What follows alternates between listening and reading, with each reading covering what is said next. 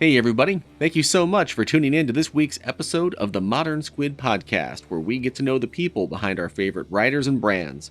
On this week's episode, we have Jocelin Snow. Jocelin is a moto enthusiast, a thrill seeker, and an adrenaline junkie. On top of that, she's owned nearly 50, that's right, 50 motorcycles in her life. Right now, she's currently really into ADV riding, but she also has done a lot of racing. Nearly any type of racing you can imagine on a motorcycle, and she has done it. I hope that you guys enjoy this interview as much as I did. It was definitely one of my top 5. And with that, let's get started. How'd your day go yesterday? Did you guys get everything knocked out that you intended to? Yes, yesterday was interesting. Today was even more interesting. I thought, well, it would be okay to squeeze in a little dual sport ride. And I just got this 450 BMW dirt bike, one that I Wow. made, the DX 450. It's been sitting somewhere for 10 years. So we kind of resurrected it last night, finished around 1 o'clock in the morning. And it was this morning I couldn't stand it. I'm like, we got time. Let's go. Let's just go. And you know what happens when you start off on a bike that's been sitting. So the other bike I took was a KTM 500. And that also had been sitting for about, well, since I bought my adventure bike. So a good 4 years. And we headed off into the mountains. And and then you know how it is, like, oh, it's down that road, and what's down that road, and then into the next road, and the next mountain, and then before I knew it, I was like, oh shoot, we gotta get back. And we had switched bikes a few times, and my buddy was like, well, I should tell you the fuel light came on this thing, and I'd forgotten because I've been riding adventure bikes. We don't think about fuel, right? So I'm like, oh no, like we have to be so far from a gas station, and then both of our phones die. Because Ooh. on a GS, we have the little plug, and you plug your phone in and you put it in the phone holder next to all your other gadgets you have on the dash, right? But on dual sport bike, you don't have a cigarette lighter. So we, we had two dead phones, and we were out of gas on one bike. And so it gets down to the wire. We found fuel, obviously, and we made it back to the highway without any maps or anything, just guessing. And we're blazing down the highway, and we get to the final turn to exit to go to my house, and it's an exit across the 2-lane freeway. You got to cross traffic. And I go across on the KTM, and I look back, and I don't see him. And I kid you not, that BMW died. Like, right. Thank goodness he didn't enter to cross the street, but it died right there at the beginning of the crossing. So then, Wow. yeah, and we checked. I mean, it had fuel and it had air, and it had a spark, but there was something interesting with the electrical, so we weren't quite sure what it was, but it wasn't starting. So I had to run back and get the truck and come back and get the other bike, and then I made it.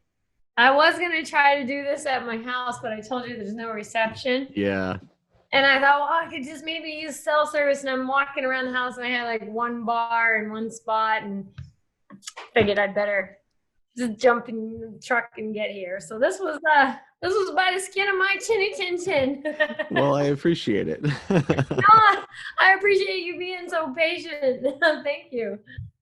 So it was an adventure, nevertheless. I mean, that's exactly the way you like it, though, right? A nice adventure.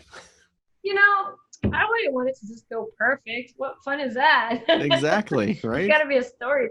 One of the things I was hoping to talk to you about, and so I was, like I said, I was reading a bunch of stuff about you, listening to your podcasts that you've done before, like trying to make sure that I've, not recovering too much ground, but also have like a basis to ask some questions that aren't completely out of left field, I guess. Um, Oh, but one of the themes I was seeing, I think from your website, was that you had talked about yourself as a thrill seeker and an adrenaline junkie. And so I guess my question is, when did you figure out that that was a part of you? I think that's a great question. I've never been asked that before. So good job for you. Did you research? You got creative. I think at a very young age, as a matter of fact, as far back as I can remember, as a little kid, I used to climb trees as high as I could get in the trees. I remember I used to sit on the peak of the garage roof. Was always, I mean, I don't even know if I was old enough or tall enough to put toast in the toaster, but I was somehow climbing up on top of the garage roof. And and then it was as soon as I discovered something that was motorized, my first, I think it was a dirt bike and a scooter and a snowmobile. Oh my gosh, I knew right away. Especially, when you come home from playing and you think to yourself, I almost died today. When that happens on a regular basis, sooner or later you start to think that, well, maybe I like it this way. You start to learn about what kind of person you are. And it's like, yeah, I think this is how I need to be. Even when we were little kids and we had those big wheels, right? And we'd pedal them up and down the street. And then my neighbor kid got the green machine. Man, that was a big wheel that had it had like a suspension or something. It had a twist in it. This thing was like the coolest big wheel ever. And so then I challenged him to racing, and we used to race those things, and then we'd run each other into the ditch. And it was who could do the craziest things, sitting on the skateboards and taking them all the way down the hill and trying not to die at the bottom and all things like that. And as I got older, then things became more available, like jumping out of planes and skydiving, and doing fun things like that. In the wintertime, I grew up in Maine. In the wintertime, we used to cut a hole in the lake with these special saws, and then fill that hole with the water with snow, and we jump in and go swimming in the wintertime. Wow. So, yeah, that was quite the rush right there too. So anyway, I guess the answer to your question is I think it's always been with me. As I've gotten older, I'm going to be 50 this year. I can't believe it. Where did the time go? How did that happen? So, now that I'm 50 in my 40s, maybe things, I haven't been as much of a thrill seeker. To me, I would say I've calmed down quite a bit, but to other people, they still say I'm crazy. So I don't know. I guess it's all relevant, right? Of course. It's all a matter of perception of what you feel like a risk taker is. Yeah.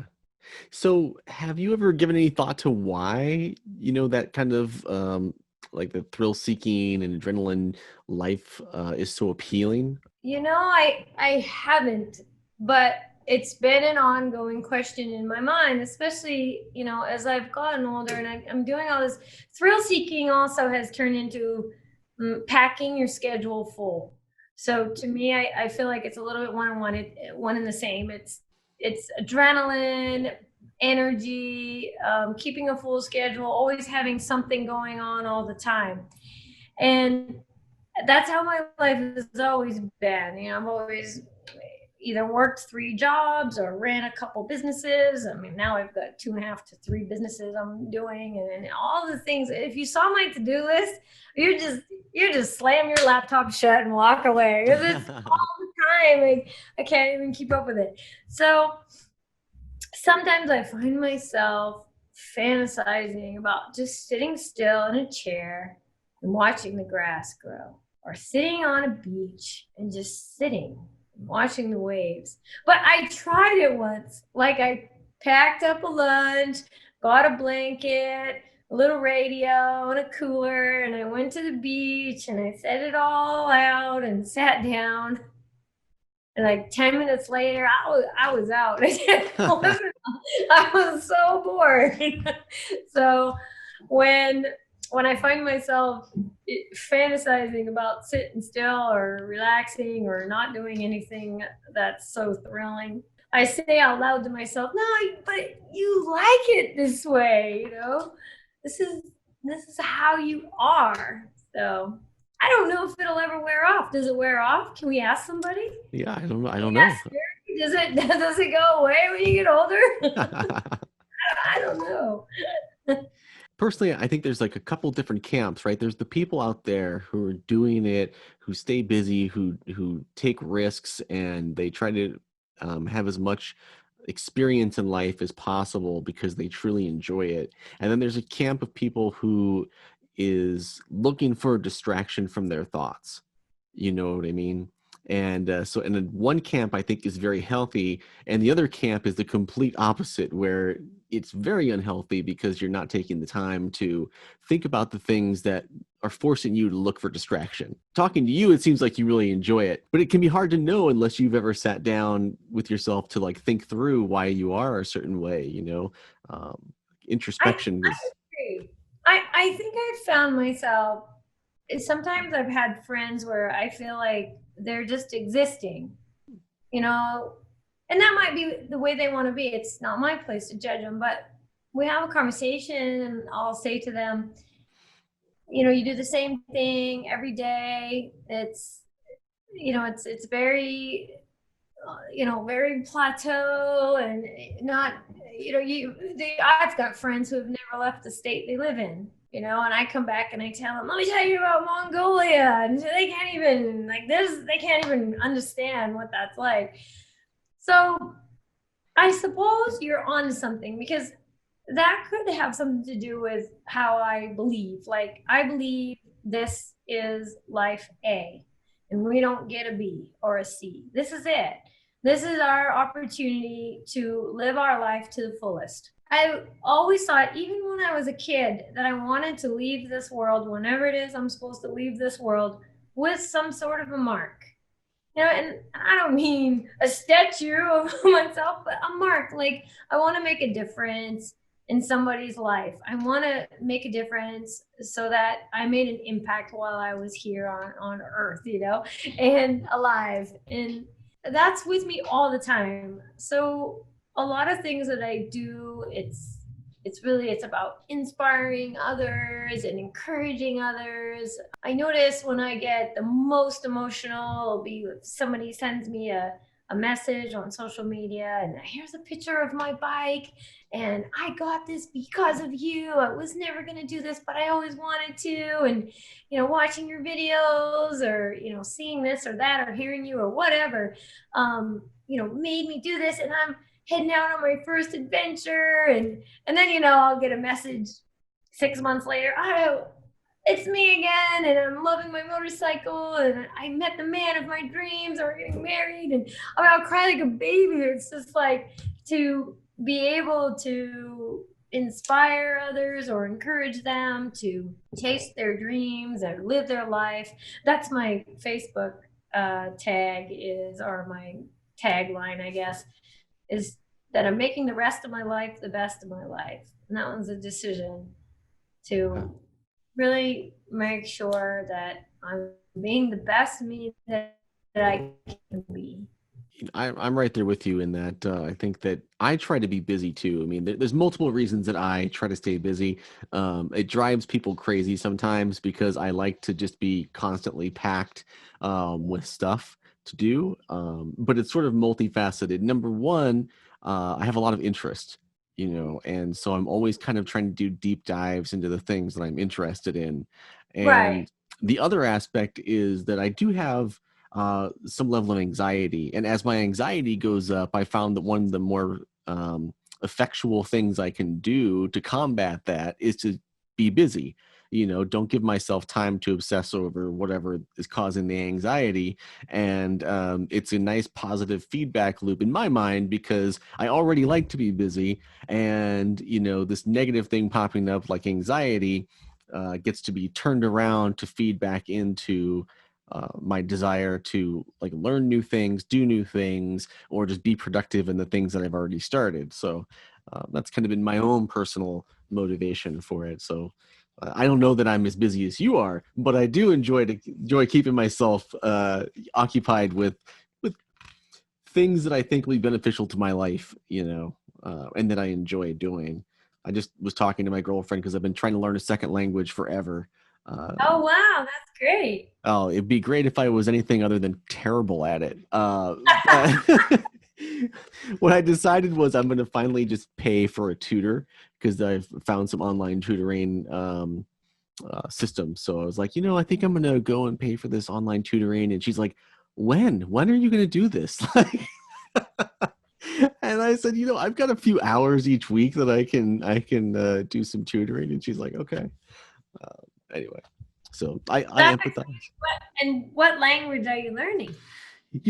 I'm gonna try to learn Spanish. My girlfriend's from Mexico, and so she's a native speaker. And you would think that that would mean I'd have a lot of practice in the house, but realistically, we both speak English, and it can be really slow to communicate if she's trying to talk to me in Spanish and has to explain everything each time. So I think, and plus, she's not a trained instructor, which is way different than hiring someone who actually is, trained to teach people. Sure, that makes sense.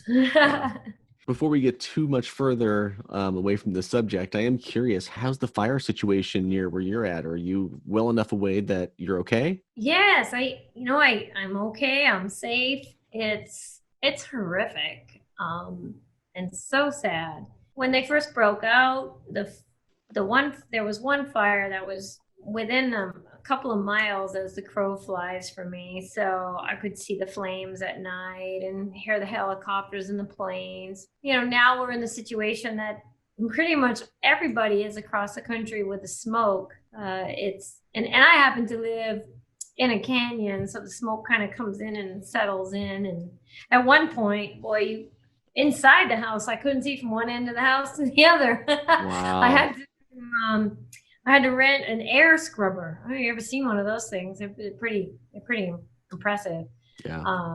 And so now I have a couple of air purifiers, and everybody in the area just keeps their windows closed. But that it's an inconvenience, and the air quality is sad. But more importantly, it's really sad to see that the people who've lost their homes, and some people have lost their businesses. I really got an up close and personal look at it last weekend or the weekend before. I think it was 2 weekends ago. A friend of mine was down from New York, and I said, let me take you around and show you the redwoods. Off we went towards the Santa Cruz Mountains and all the beautiful redwoods down through there and around. We were going to do a big loop around to Big Sur. I think 12 of my favorite roads, I was almost 12 for 12 out of 13 roads, I think, were closed. We came down one of my favorite roads that was open, and it looked like a black and white photo, like a movie, like a black and white movie. So sad to see those beautiful trees all burned. Yeah, it's been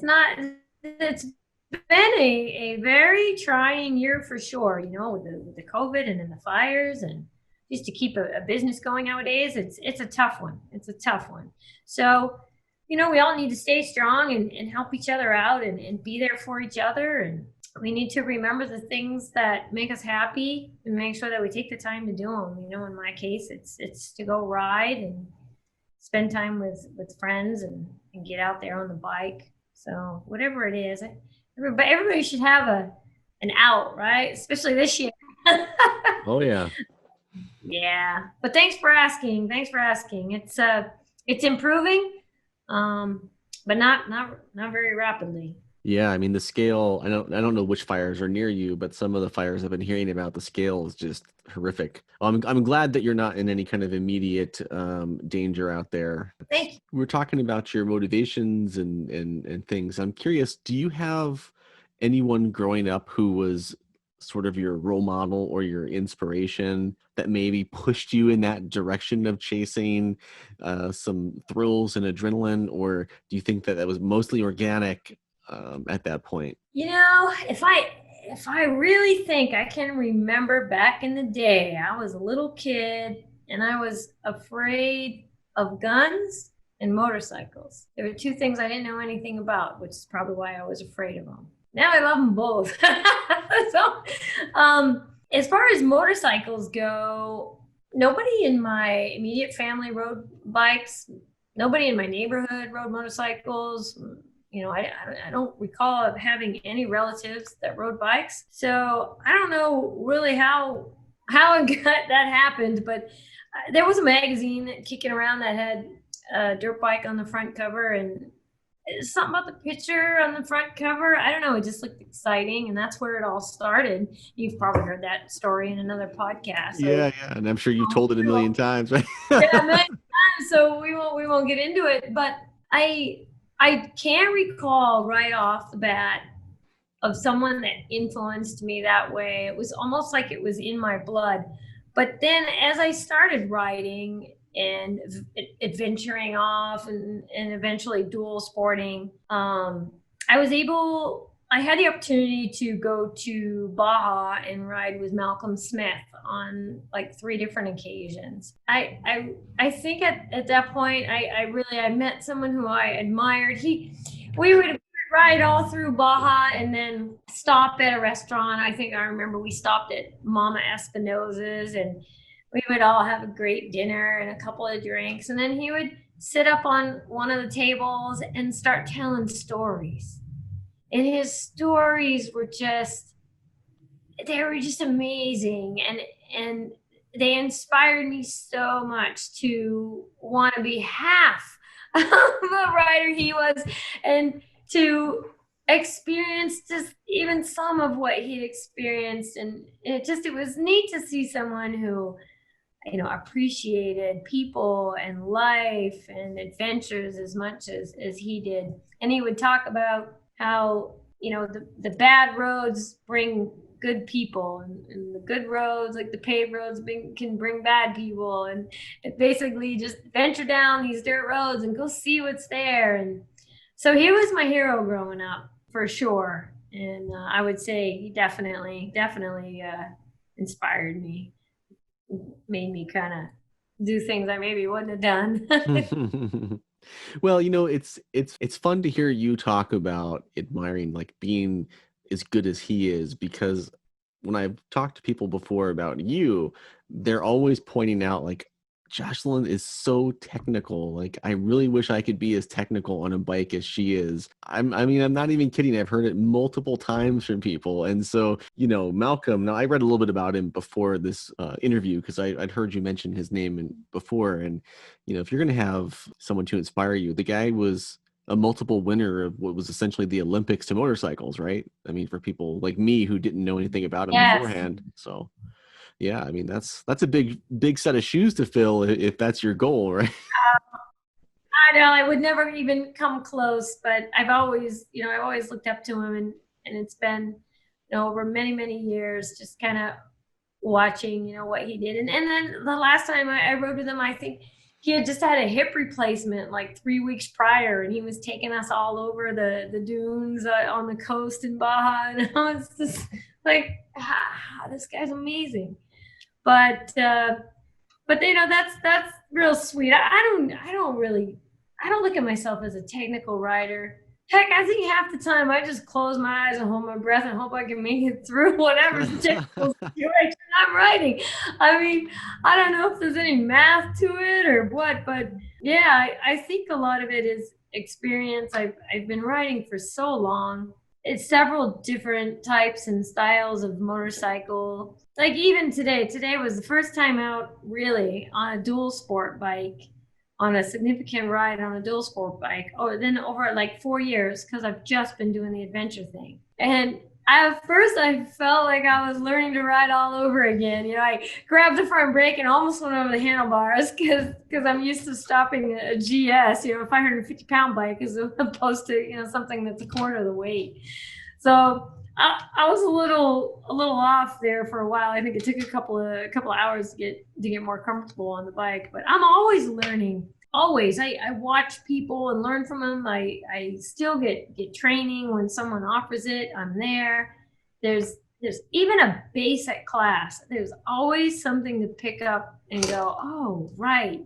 I forgot about that. That's something I need to remember. And yeah, when I'm writing, it's just I kind of put away any problems or stresses, or if I'm thinking about my business or taxes or whatever's coming up, and I just kind of put it away and just enjoy the moment, smell the air and watch the scenery and maybe talk to my friends on a Bluetooth device. And So we talked a little bit about the story of your first bike, and I don't want to rehash a bunch of stuff that you're tired of talking about, but there is one aspect of it that I'm curious about that I haven't heard you talk to anyone about. So okay, you said that the kid that you got the bike from taught you how to ride it, basically. kind of. I I'm curious, was he surprised that you wanted to learn how to ride a motorcycle, or did he just kind of take it in stride? Because I know a lot of guys look at women and motorcycles and kind of put their nose up a bit. It's obviously that's dying out as time goes on, but I assume that was a number of years ago when you were learning. Yeah, and you're causing me to go back into my memory bank, which is kind of fun. I remember we were friends at school, and I remember going. He said you need to come watch me race, and he was a motocross racer, and I didn't even know what that was. So I was asking him like, what is motocross? I don't even understand. And he would tell me, oh, we're on this motorcycle and we hit these jumps and we fly through the air. So to me, that sounded like just fantastic. So I told him I would come, and I went to a couple of races, and just to see those bikes for the first time when you've never seen anything like it. And it's all two strokes, right? So you get the smell and you get the sound, and everyone's on the sidelines cheering. And back then, I mean, you used to pretty much be able to stand on the edge of the jump. Nowadays, they kind of push the crowd back and make sure everybody's safe, but to riding dirt bikes, and I was sold. So I remember telling him, okay, I want to do this. And he said, oh, well, I have my first dirt bike in the garage. If you wanted to buy it, you could. And he was joking, but I didn't know. And I said, yes, I do. Absolutely. And he was just like, you're right. Because I remember he was like, oh, no. Because there were no ladies in his race. I mean, there weren't any ladies motocrossing, girls out there on the bikes. And he was joking. And I was bugging him at school, I remember. And then I passed him a note. He used to fold the little notes up like the little football thing. Yeah, yeah. Yeah, I passed him in the note. And this was the one that you could kind of do the little cube thing with. Mm-hmm. And inside was $10. And the note said, I'm serious. I think I spelt it wrong too. I'm serious. Here's my first payment. And that's all it took. Kid that age sees $10. He's on board. So, but I do remember that I didn't even think that I need to learn how to ride it. I just thought I was going to get on it and take off.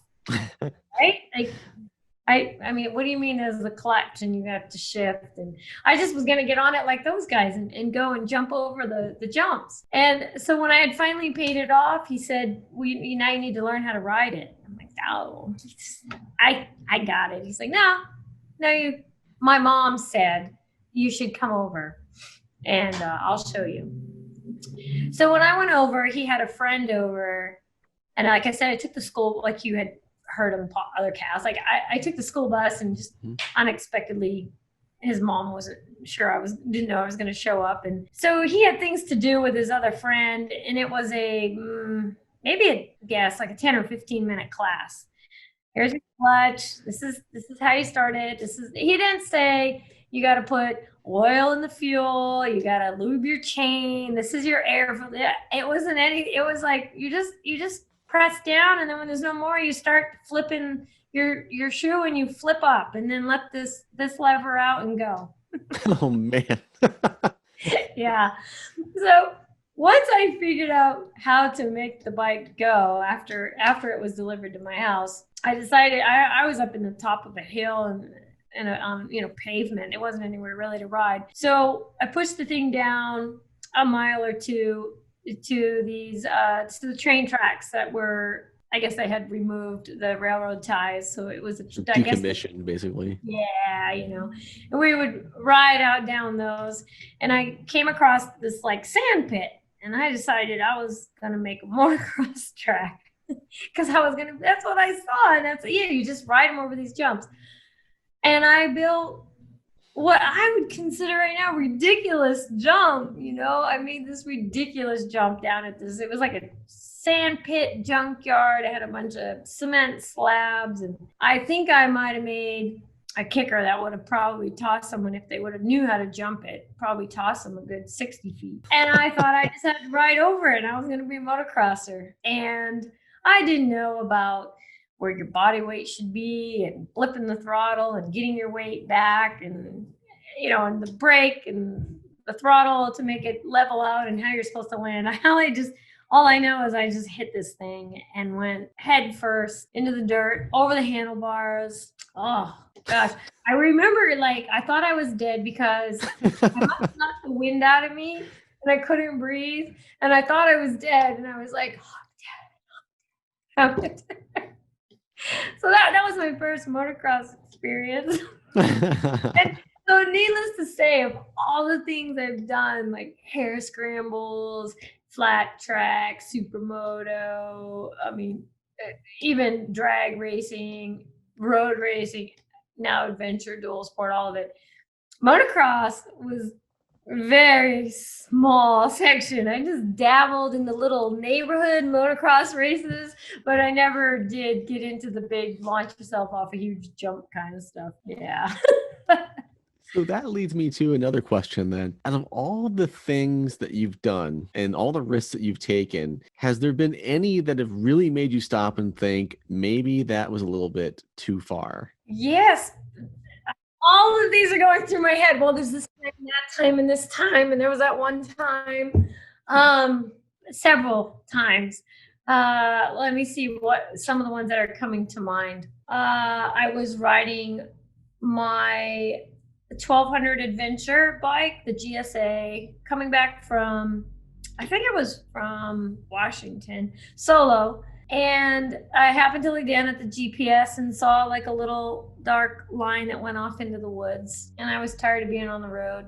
So I started off in the woods, which went on and on from almost like what happened today, from one trail to another trail. And it got more and more and more narrow. And it became obvious that I was on a road that hadn't been traveled on in a long time. It got a little scary, as I got further and further and further in. And all of a sudden, it ended at this cabin. So the road was all grown in and grass. And I remember I was the bushes were whacking me in the helmet. I was thinking I probably should turn around. And instantly it opened up to this area that was a cabin with a bunch of trucks, and these people looked like they hadn't left in a long, long time. And I guess I had popped into something that was illegal. And they startled me, and I went to turn real quick to put my foot down, and this dog came after me, and I tipped the bike over. And I remember just trying to get the bike up and not looking and hearing these guys all talking. And there was a moment right then where I thought, well, this can go really bad right now. Nobody knows where I am. There was no cell reception. I wasn't even sure where I was. And I had been probably traveling off on dirt, gravel roads, single track, 2-track for a good hour. I had no idea where I was.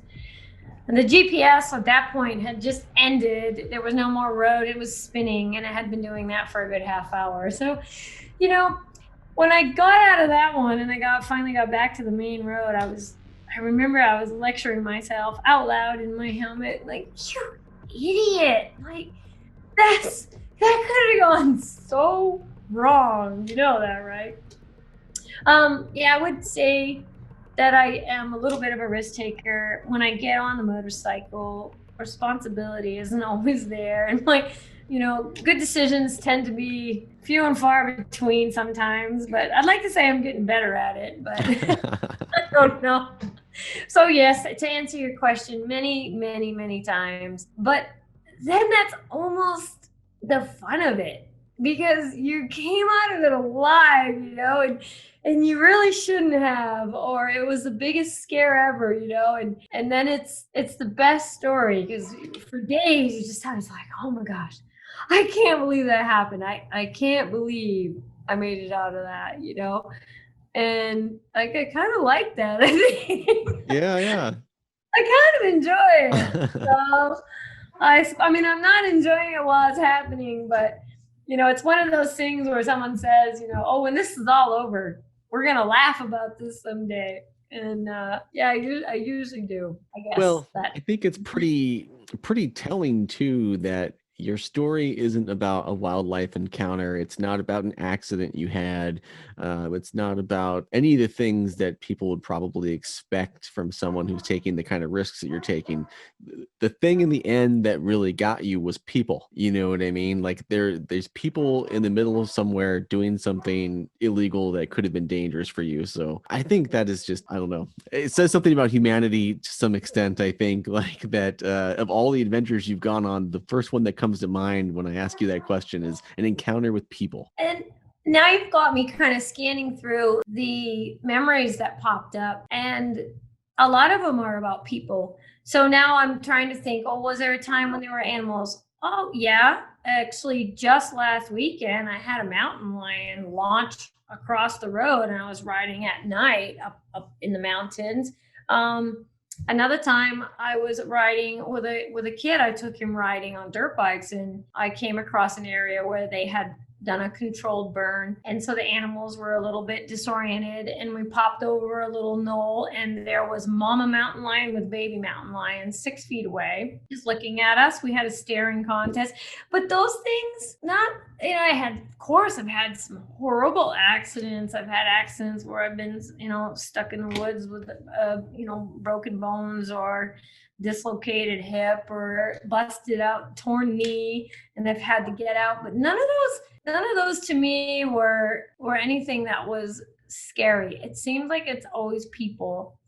I remember when I had a KTM 990 SMT.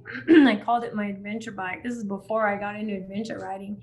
Had those 17-inch wheels, so I was a little lower to the ground. I thought that made a good adventure bike. And yeah, and I remember I wanted to have like a semi knobby tire, and they didn't make the knobby tire for the front 17-inch wheel. So I made some brackets to raise that front fender, and I put a rear tire. It was a hide nail tire. Put a rear tire on the front and flipped it backwards, and I called it an adventure bike. And so I wanted to go and camp like adventure riders do. And I went way out beyond service, and coincidentally, they closed the road after I went in for a marathon that was going to happen the next day. So I couldn't get lodging, and I couldn't find a place to stay. And I found this dirt road, and I went up. And of course, same story. One dirt road leads to another, to another, to another.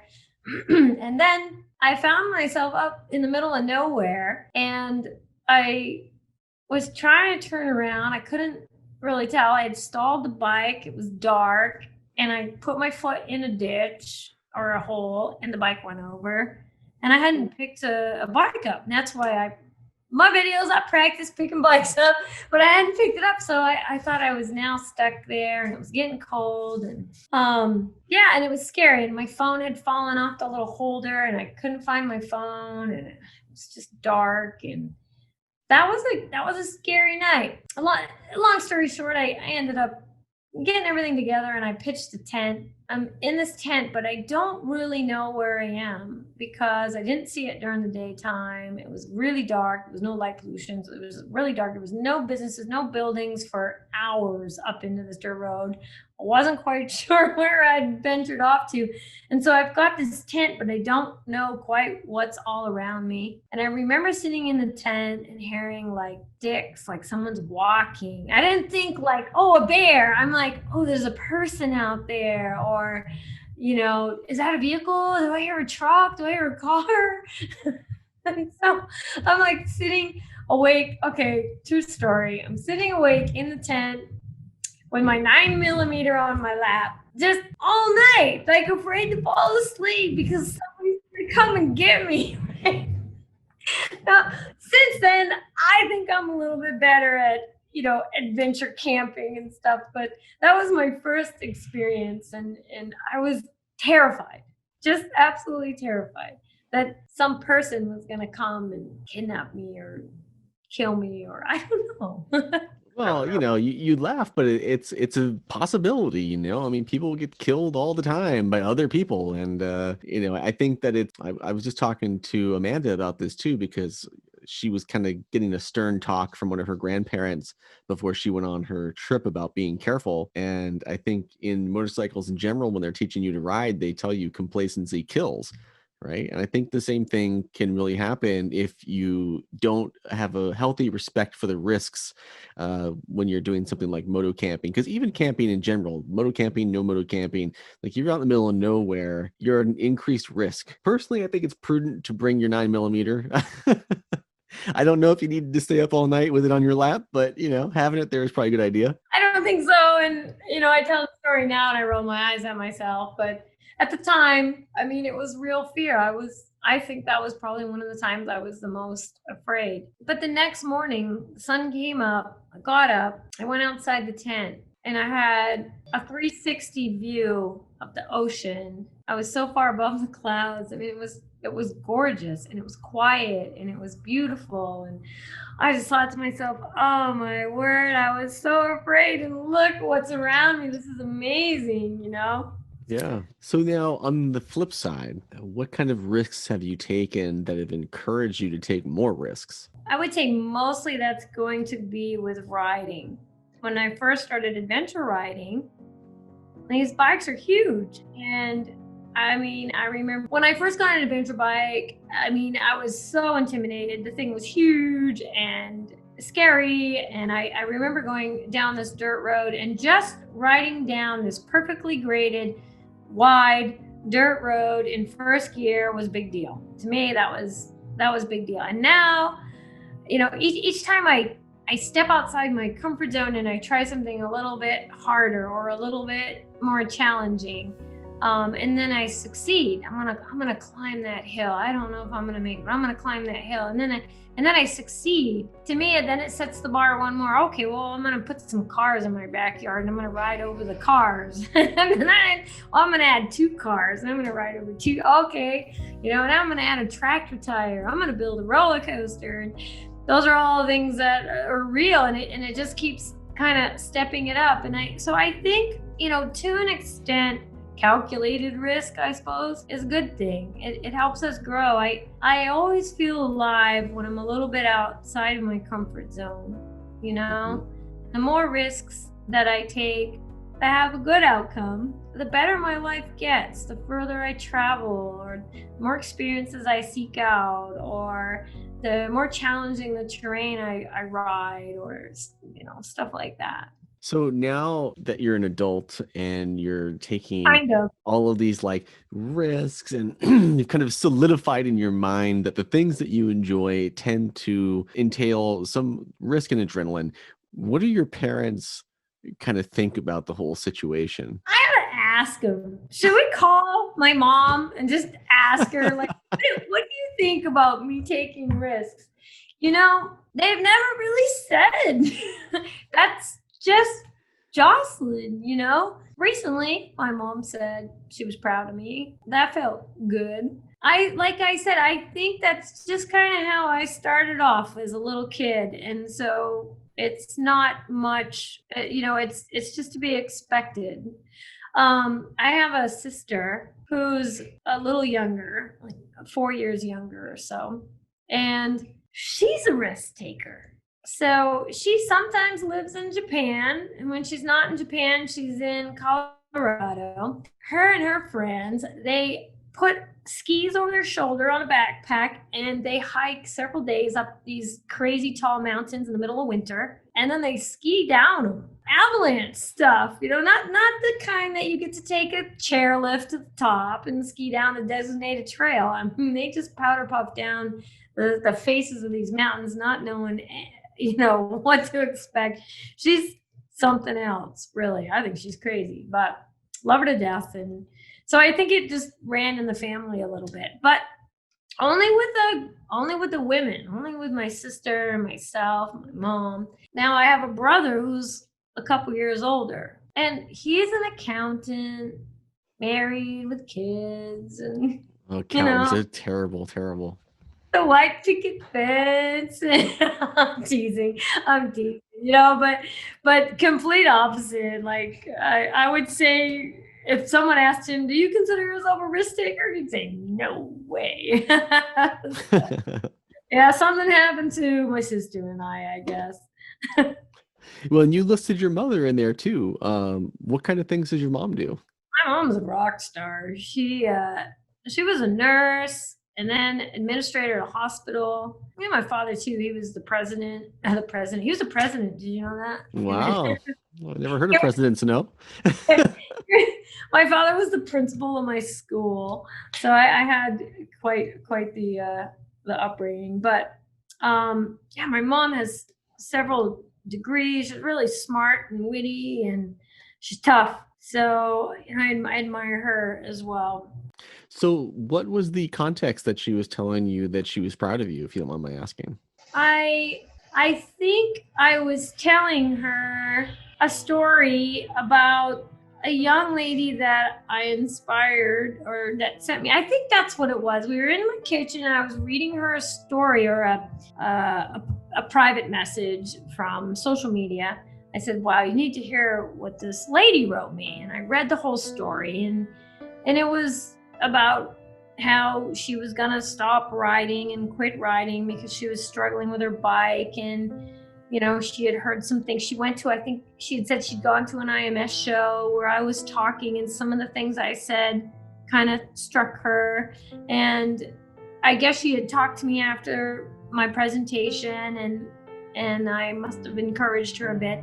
And so she wrote me this wonderful message, and I was reading it to my mother. And I told you that stuff just tears me up, And I said, "Wow, this makes me feel great." Like, and now, she's stayed riding, and now she's, traveling. I believe she was going from the East Coast down all the way down to across the country and then down to Mexico by herself, which is an experience, an adventure she would have never had if she would have given up bikes. And that's kind of what I was telling my mom, like, this is amazing. Like, I'm so happy. And that's when she said she was proud of me. And I wasn't even talking about me. I was talking about how awesome this woman was that almost gave up but didn't give up, and then found her courage and is having this life experience. And yeah, that's I believe was the conversation. I don't know I can't recall all the details, but that was. Well, that's awesome. I mean, Yeah. I think a lot of people go through their lives kind of looking for some sort of affirmation from their parents, right? Because like certain generations, especially, didn't heap a lot of praise on the kids, and I think it's different now. Like a lot of kids now, it's like they don't have to kind of go through that. But I mean, I'm 39, and I know growing up that it was kind of a split household where my mom was sort of the praise person, but my dad basically never said anything of praise growing up. Um, and so there was always that kind of thing in the back of my head, like, man, what can I do to get dad to acknowledge me? You hit the nail on the head. I gotta say that, I mean, I'm happy how I was brought up. I think it made me tough, but they were tough. And I had that same feeling, like, what can I do to have them acknowledge me or say, "Oh, good job, Jocelin," and because we didn't hug as a family. We didn't hug each other. We didn't say, "I love you" to each other. We didn't say, I didn't get the "I'm proud of you." I was always a little bit more like, "Well, you can be better. Why can't you be better? Why can't you be more like your brother? He's a straight A student. Come on." It was tough. I had to work when I was really young. You knew I had a paper route when I was 12. We had to, all the money that we made, we had to buy our own school clothes. It was tough. And I've had friends ask me, if you could go back in time, would you change that? Because now the relationship that I have, with my folks, my mother especially, is far different than what I had when I was a kid. You know, now she says, we love you. And, like I said, we're proud of you. And she hugs and stuff. We're grown up. But back then, you, like you said, you didn't do it. So don't laugh, but I'm not laughing. I would draw. So I would paint or draw. So I'd stay up in my room all day long. I would either make things or draw or paint. And when I was finished with the painting, I would take it downstairs and show it. And they would say, "Oh, that's beautiful. Wow, good job." That's how I did. How did you do it? How did you get that praise? Because we need it as kids, right? I think that I was lucky, like I mentioned, because my mother was very free with praise. And then so for me it was just like on my father's side where he was in the military and he was raised in a different way. The whole kids are there to be seen, not heard, all that kind of old school mentality. And so I never found out a way. Honestly, like that was a puzzle I never cracked. But just like with you, the relationship that we have as adults is so much different than as kids. I think partially because the world has changed, and there's been a lot of dialogue in not only media but just in general with people about how that kind of stuff isn't that great all the time for kids, and there's an understanding that times are moving along. Plus, it's a different interaction when it's an adult to an adult versus adult to child. Good point. So it's different to be approaching someone as closer to a peer than as a dependent. And so I know personally our relationship is way better than it was back then, because it's just the pressure is different. Like you're not living under their household. That's true. You have your own accomplishments, and you hope as you become an adult you kind of develop your own sense of what's important to you and where you're developing, where you're finding your self-motivation, I guess, right? Sure. Like Right. you hope that you kind of move past needing some external motivation to bring you happiness. And anyway, that's kind of the direction that it went on that side. But again, I was lucky enough that my mother was really free with her praise and her encouragement and that sort of a thing. So it kind of balanced out, because if they both were that way, it might be a whole different scenario. Yeah, that would have been, you might have turned out different. Oh, Well, for for sure. what it's worth, I'm sure they're proud of you, because I'm proud of you to have this podcast and Well, thank you. try this is all new, right? This is Oh, a yeah. new venture for you. And that's a big deal. So I'm proud of you. Oh, well, thank you. I appreciate that. Like I said, I love trying new things, and I tend to be an introvert, but I like to have one-on-one conversations with people, and the tendencies come out to be an introvert as the number of people grow, right? So if I'm in a Right. party and there's just a bunch of different people, it becomes too overwhelming, because I don't like to talk over people, and I like to be active in my listening to make sure I'm paying attention to what's happening, and I find that it's really difficult to maintain that. The larger number of people are involved. So podcasting seemed like a natural way for me to go. Like I can talk to someone one-on-one, and motorcycles are a new thing for me and I'm excited about them. So it's fun to talk about motorcycles and people's experiences. Plus, I'm big on people minding their own business, but as a podcast host, it's my business to pry. So That's actually a good point, right? yeah. I'm not being nosy. I'm just doing what I'm supposed to do. Right. And then motorcyclists always can talk about motorcycles.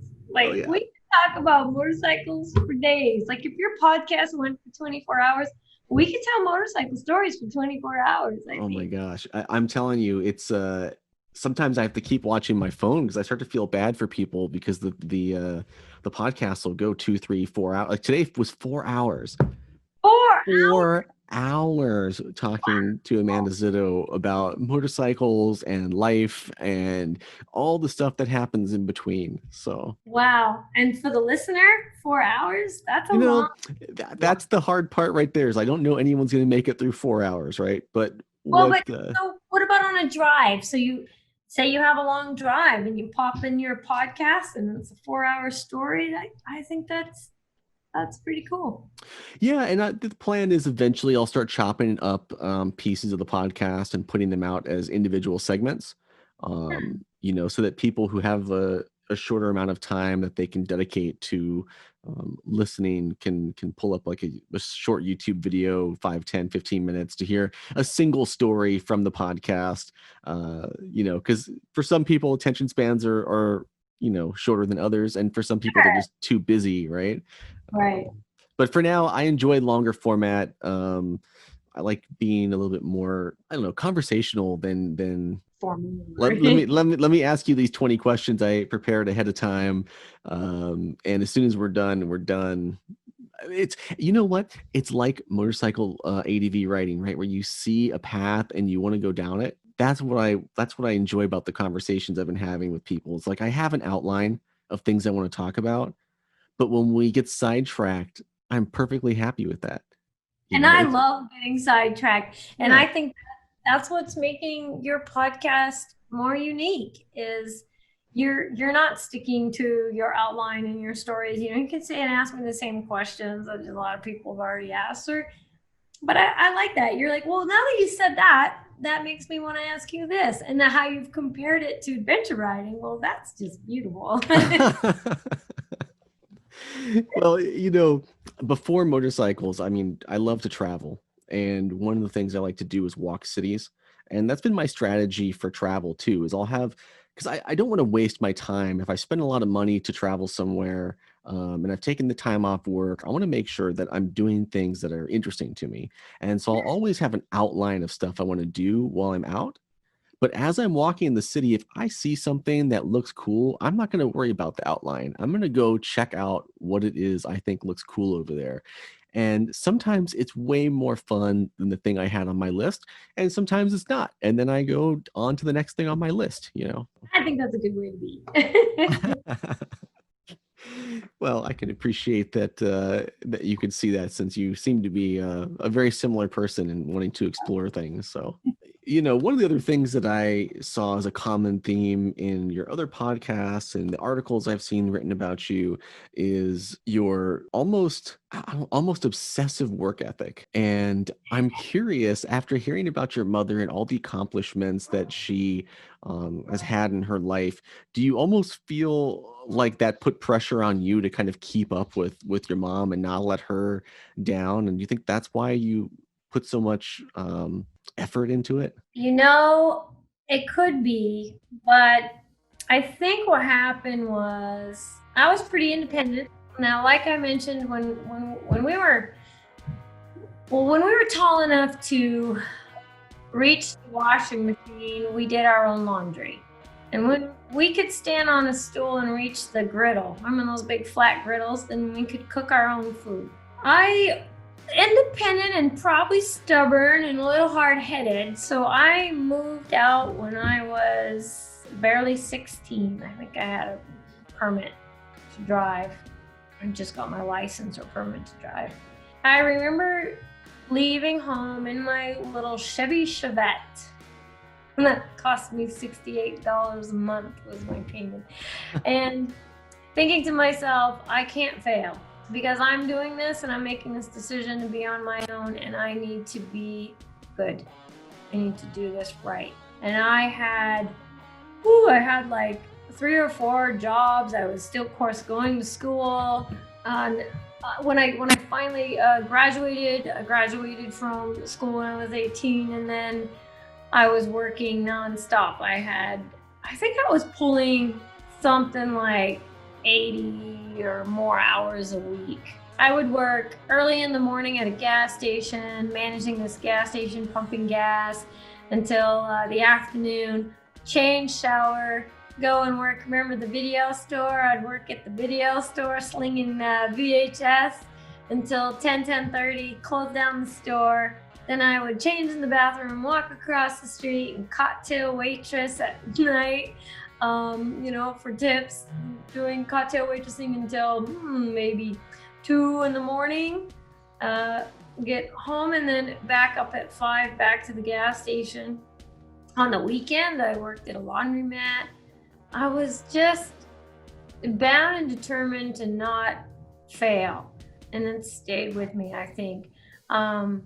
I went to college, I went to school, and graduated with a criminal justice degree because I thought I wanted to be a police officer, but I changed my mind on that.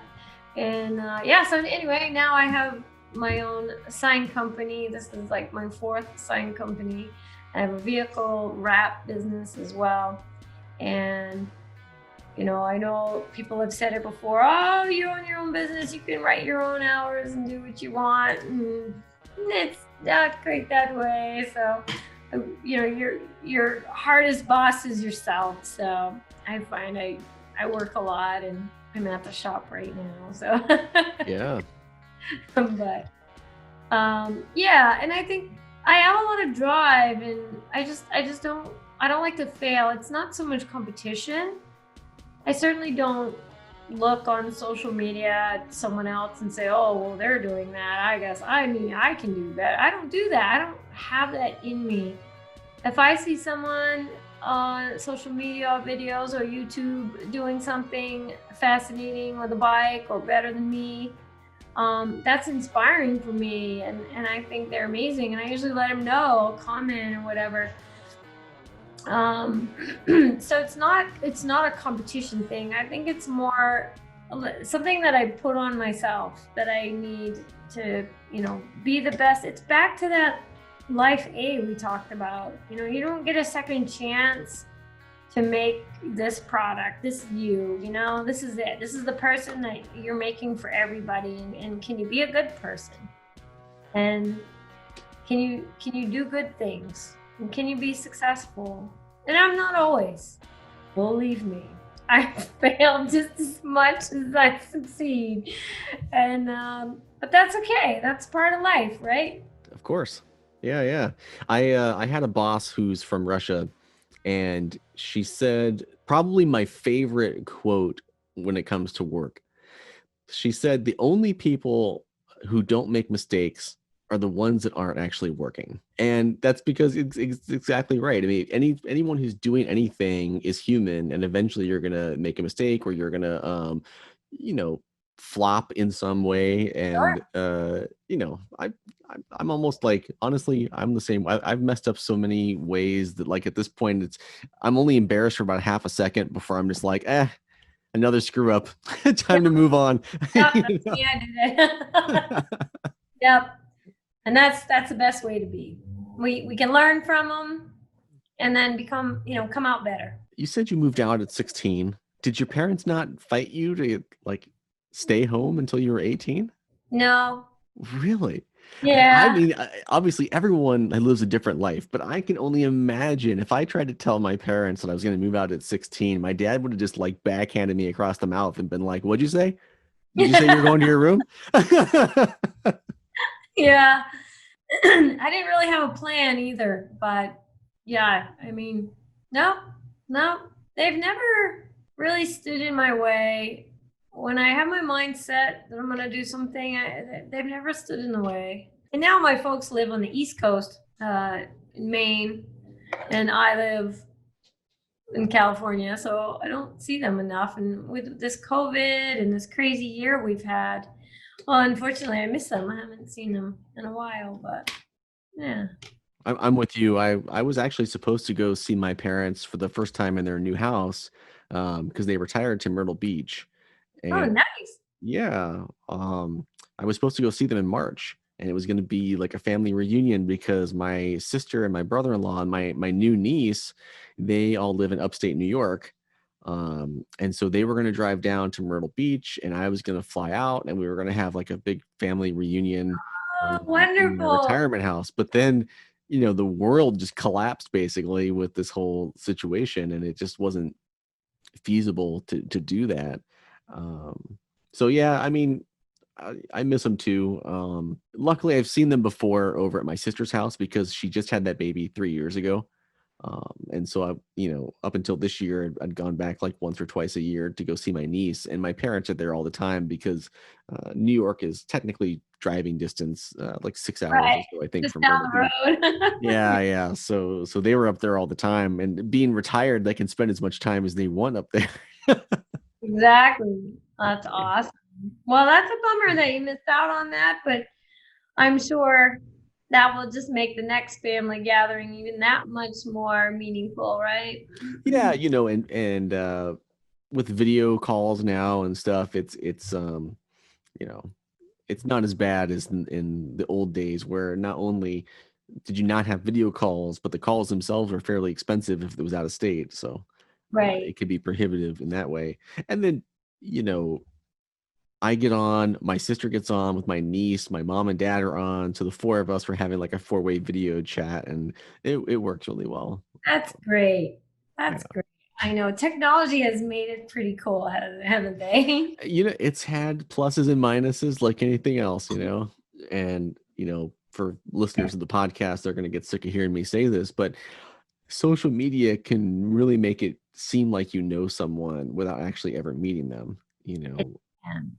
And somebody can make their social media kind of look however they want it to look. Well, exactly, and that's the kicker is like number one, you're only getting what they want to show you. Right. And number two, everyone's going to make their own assumptions to fill in the gap because that's what brains do. Brains fill in gaps, and make assumptions and things. And so um, there can be a discord when you actually meet someone for the first time because it's like you feel your brain, your mind, you think Right. you know someone so well, and then you actually meet them, and it can be jarring if they don't actually line up with the expectations and everything you've built in your head. Yeah, that's great. Yeah, that's a good point. So, did you grow up in Maine, or where did you grow up? I did. Yep. Maine. And in 2000, I moved to California for motorcycles. Really, I was road racing, and it was tough during the off season. In Maine, New Hampshire. I think the closest racetrack we had was Layton, New Hampshire, and it was on the snow 6 months out of the year. So I moved to California for the weather, so for the riding. Motorcycles brought me over here. You don't really have the accent that I would expect from someone from Maine. So here's the story about the accent. When I moved to California, I had the strongest Maine accent. I mean, even in Maine, I had a strong Maine accent. And, like Tim Sample or, the guy in the yellow raincoat holding the lobster trap, right? Oh, yeah. Yeah, that accent, that's the one I had. And when I moved to California, immediately, I would just be telling a story or saying something or talking to someone, and they were on the floor laughing, dying. I couldn't say anything without people just falling over. So immediately I started enunciating and practicing saying my R's. In Maine, we don't say our R's. We say car and over here and over there and park your car. And then we add ours where they don't belong. Like, do you want some lasagna or pizza? And so it's just this crazy. And people thought it was pretty funny over here. And I thought people in California had an accent to me. They do. Yeah. Do they? Oh, okay, yeah. I don't hear it anymore. So anyway, I think I got rid of that accent pretty quickly. Now, there's an exception. If I am tired, right? Or if I'm drinking alcohol, perhaps to the point where I get a little bit of a buzz, then it all comes out. If I make a phone call to home and I talk to my mother, it comes out. So that would be, if I talk to someone from Maine, it's back immediately. We just recently, on the BDR, we did the Northeast BDR. Mm-hmm. And the closer we got to Maine, like, the more that I heard myself saying words that I remember, like, oh my gosh, I can't believe I'm saying this. And the more people we would interact with at gas stations and restaurants and hotels, the more my accent would come out. So finally we get to the finish line in like Jackman, Maine, and I'm talking like some truck driver. It was terrible. So yeah, I do.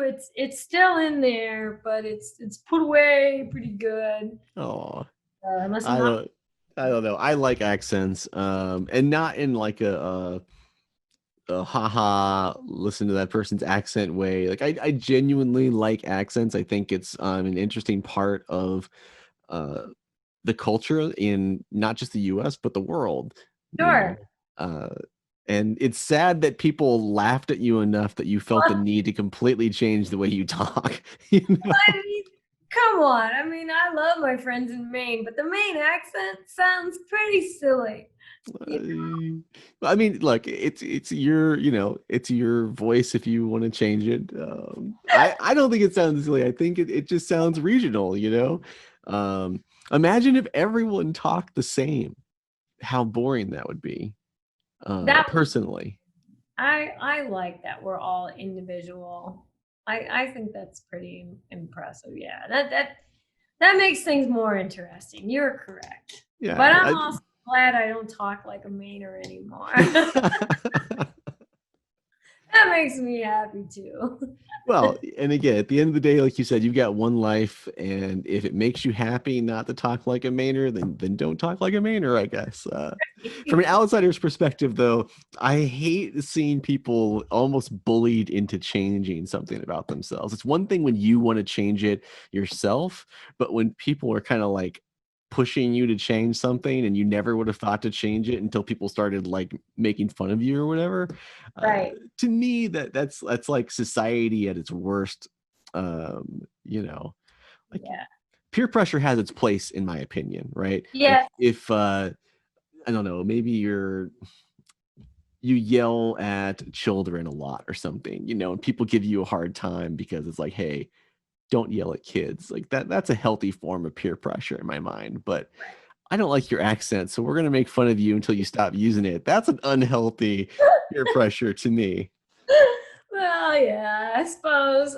But that's how it was when I first moved to California. Was you know to stop talking. I was encouraged to stop talking like a Mainer, but now that I mostly suppress the accent, people ask me to bring it out. Oh, can you do it? Can you talk like a Mainer? Can you do the whole podcast talking like you're from the East Coast, please? So, now it's just a novelty. We just toss it out when we're at a party or something. Okay. So what now, without naming names or whatever, was it an East Coast based podcast that was asking you to use your Mainer accent to be more relatable, maybe? Or was it more just they found it to be a novelty and they had no connection to the East Coast? No, he was kidding, I think. Oh, He was okay. joking around. He knew I had an accent a bit, and because I said a couple of words when we spoke before the actual podcast, and he asked, but I think he was playing around. I mean, he wants people to listen to the podcast. I don't want to listen if you're talking in a minute. People from Maine everywhere are going, what are you talking about? Oh, I love me. I like hearing people with their accent now. I just don't want to be that one. It's funny because the California accent is really hard for me to describe, but I can almost always tell, and primarily Southern California. I think Northern California, it's harder to tell. But Southern California in particular, I can probably 8 out of 10 times without knowing someone's history, if they're talking and they're from Southern California, I can tell. But I have no way of really describing the accent to people. I can't hear it anymore, so I was curious, like how you would say. Do It's I kind talk like I'm from California? not like a little bit, but not really. You've got a very neutral accent in the way you talk. Good. But it's kind of other than making this kind of an sound on some of their tones when they're saying words. That's what I listen for. It's like there's this weird like sound that Southern Californians make. Um, that tips me off right away. I'm like, you're from San Diego or LA or something because Wow. I can hear it. That's observant. I'm gonna pay attention now. Yeah, one day I got to get better at really describing what that accent is because otherwise it's not that useful for people, you know. But I was born in California. Okay. Yeah. Whereabouts?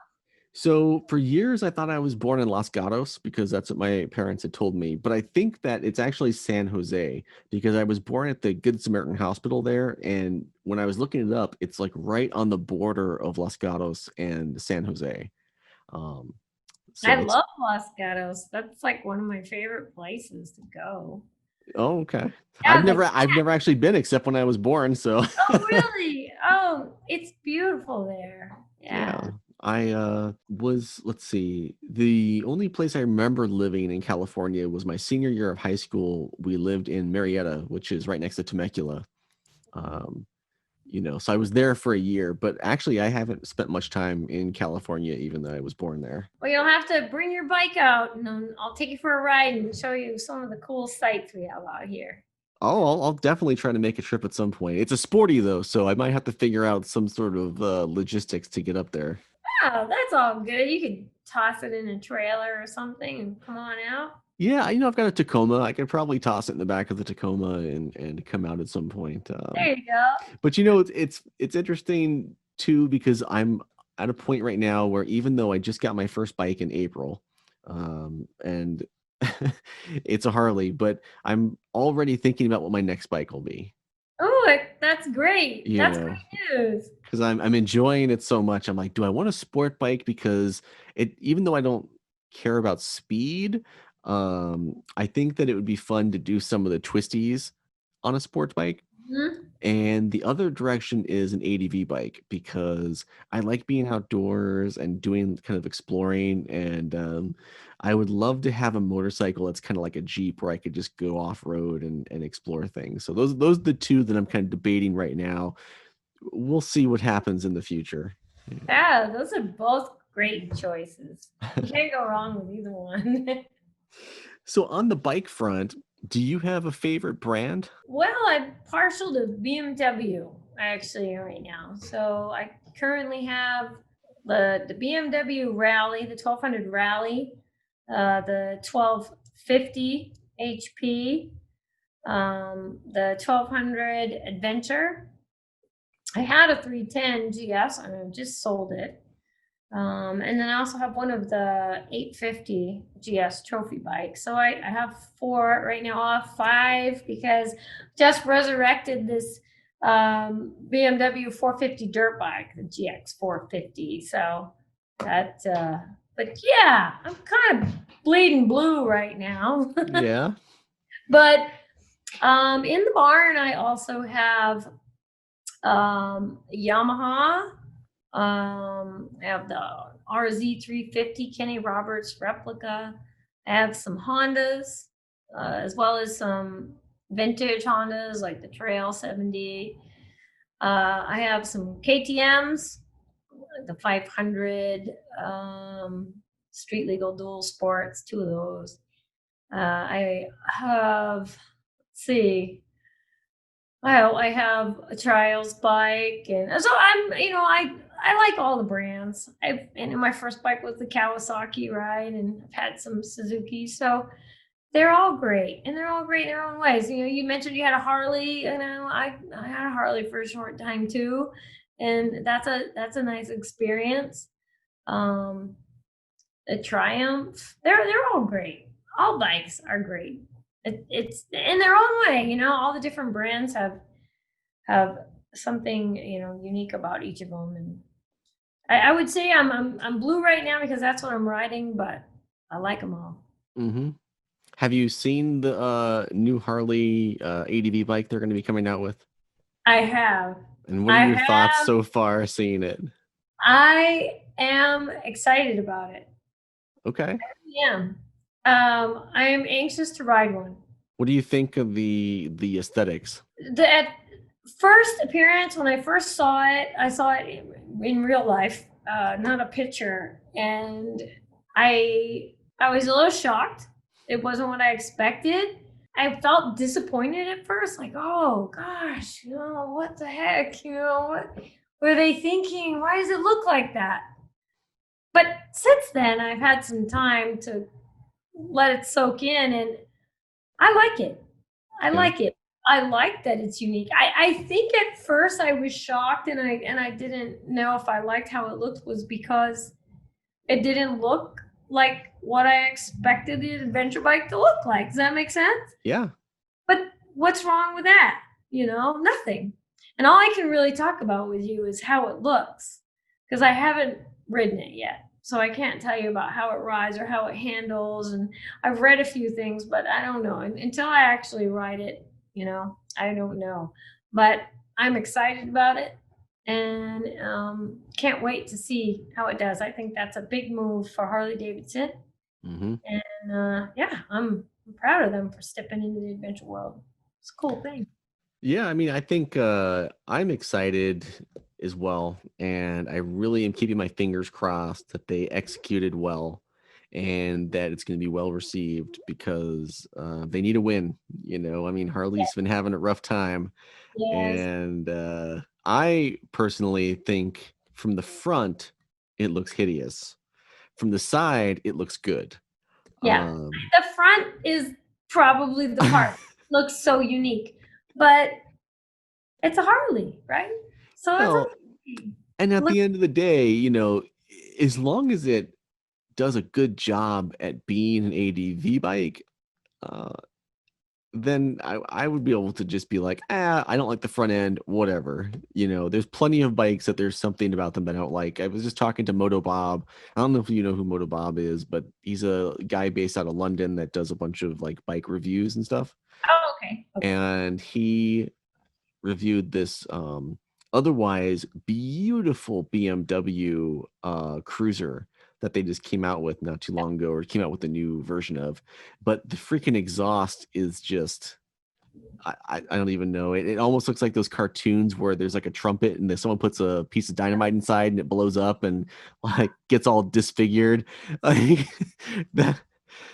But otherwise it's a really beautiful bike, right? And it's like, okay, well then I swap out the exhaust and now it's perfect. And I think to myself, like looking at the Harley ADV bike, I'm like, maybe if I swap out the headlight.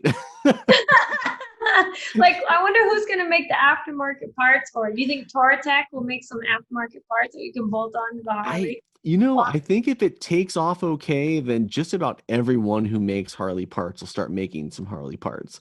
It's one of the things I love about Harley is that you can find parts at any price point and any quality level. Anything from like Amazon garbage that's super cheap that you just want a quick change, all the way up to some really high-end companies making fantastic quality aftermarket parts. And you know, I fully expect the trend to continue as long as people buy Right, the bike. If no one buys it, then no one's going to make parts for it, right? right. Well, so let's talk about that, if you don't mind me asking. Mhm, So the demographic for the Harley Davidson, all mhm. right, we're picturing it's the male. I don't even know what it is. I'd have to look it up, but maybe mid to late 30s ish, depending on which bike. And then our stereotypical Harley Davidson rider, the black leathers, riding, going to the bar, maybe not a full helmet, maybe the skidlet or the half helmet and the fingerless gloves. And I'm stereotyping, okay? So who do you see in the market for their ADV bike? This is a chicken or egg scenario. If you don't have the bikes, you can't get any market share and develop a new customer base, right? But, what options are there? If you want to grow your customer base, you can't keep doing the same thing over and over, right? So at some point, you have to take the risk. You have to say, we're going to throw the money into development and keep your fingers crossed that your marketing and advertising folks do a good job. Because I think at that point, as long as they can design a product that is technically good, then the success or failure is going to 100% be on their marketing team. Right. And if they get a good marketing team who understands the customer avatar, that they're going for, then they can succeed. So what I would hope is that Harley's going to be going after a slightly younger crowd who makes above average income and who maybe also rock climbs or does other adventurous things, and then finds some way to tie their values of freedom to their values or their interest looking for adventure and fun. And of course, having the discretionary income to buy I fully expect that bike to be what, 20 grand or so at least. I'm thinking, yeah. Right. I mean, and then can you add in a Screaming Eagle package or something to it and bling it out? I don't know. I don't know either. It's going to be a tough sell, but I think that if they approach it right, and maintain the same courage that they have needed to even come out with an adventure bike, then they can have some success. But if they backpedal and they try to make that bike appeal to boomers, Yeah. it's going to be a tough sell, and that thing is going to be sitting on showroom floors, keeping the floor tiles down, for a while. Yeah, I hope that's not the case. I'm sure they'll be a good success. But I mean, you're in the market, right? I mean, you're all about ADV stuff. So does anything about that Harley appeal to you? The fact that it's different and unique, and I want to ride it, that appeals to me. My concerns are, will it be reliable? I want it to be reliable. Can I take it out in the woods? That front cowling, can I smack that into a rock and then pick it back up and keep going? So I have a lot of questions about it. We'll have to see. When's that actually starting to hit the dealership? I don't know. I want to say 2021, and I think that they've moved their model releases to the traditional time frame that the rest of the country has moved to. So I don't remember what month that is now. I think it's spring or something, right? When the riding season's about to start. Yeah, I think so. So I don't know. I mean, I guess then my other question is, on a technical side, is there anything specific you'd be looking for, like a specific type of suspension or brakes or? I think one of the things I appreciate most about the adventure bikes that I have is the ability to change the ride mode on the fly. So the idea of adventure riding is you can go from the curvy, twisty pavement out onto the freeway and then venture down some dirt road and then get into some single track and then go from there. Come back at night in the rain, get your bright lights, right? You're good. So what I like about that is I can be in dynamic mode where the engine and the power delivery and the suspension are all working with me, the traction control, everything's working with me when I'm carving through the canyon. I can get on the highway and just a click of the button, double clutch, and I can switch to road mode where maybe it's not going to use as much fuel, it's going to be a little more tame. And then boom, I'm on the pavement. I don't have to stop, reset, hold down traction control, let it flash or do its thing, and then shut the bike off and forget. Or, I can just keep right on rolling and hit the button and change it to, an off-road adventure.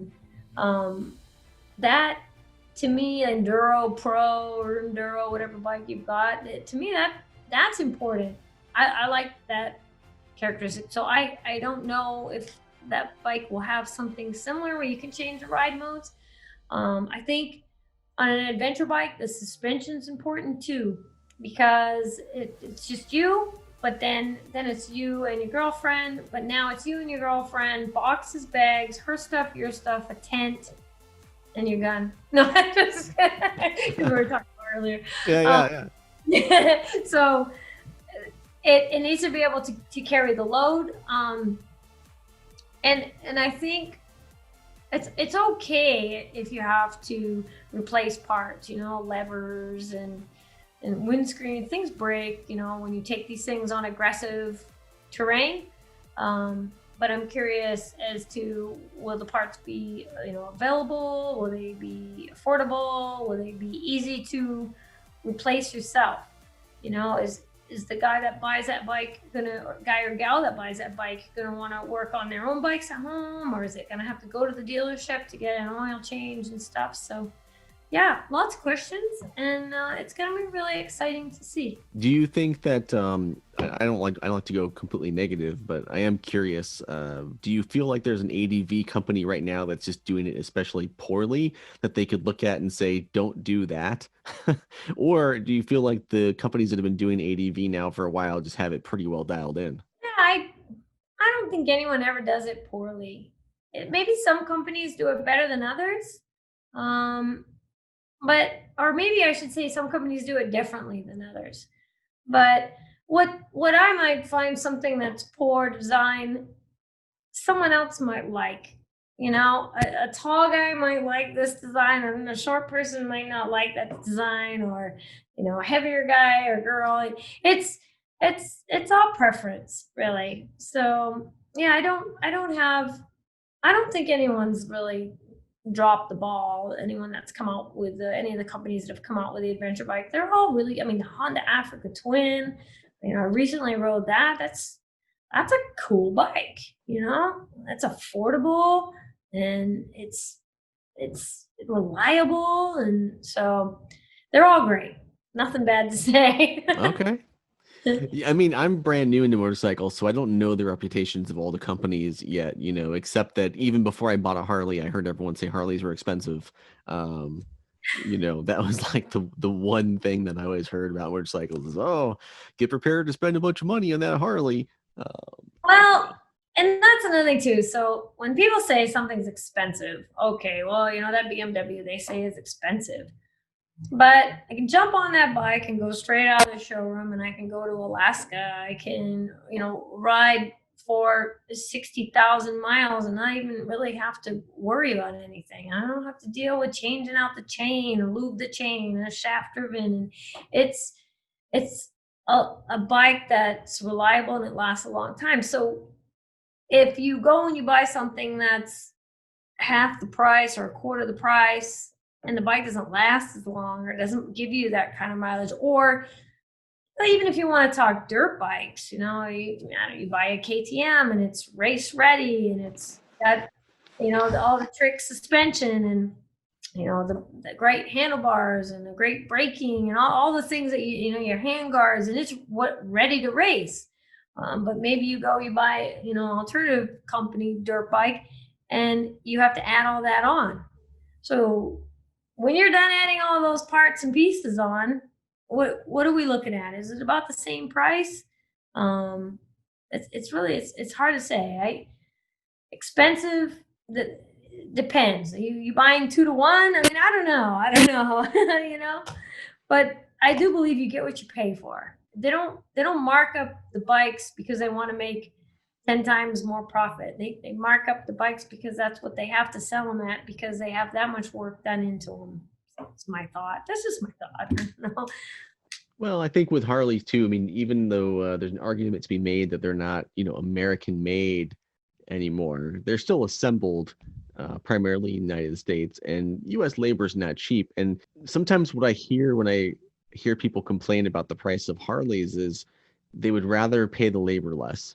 And it's like, you really want Americans to be making less money just because you know, your other bike that's made in Thailand is a lot cheaper, and it's like, Right. you know, Right.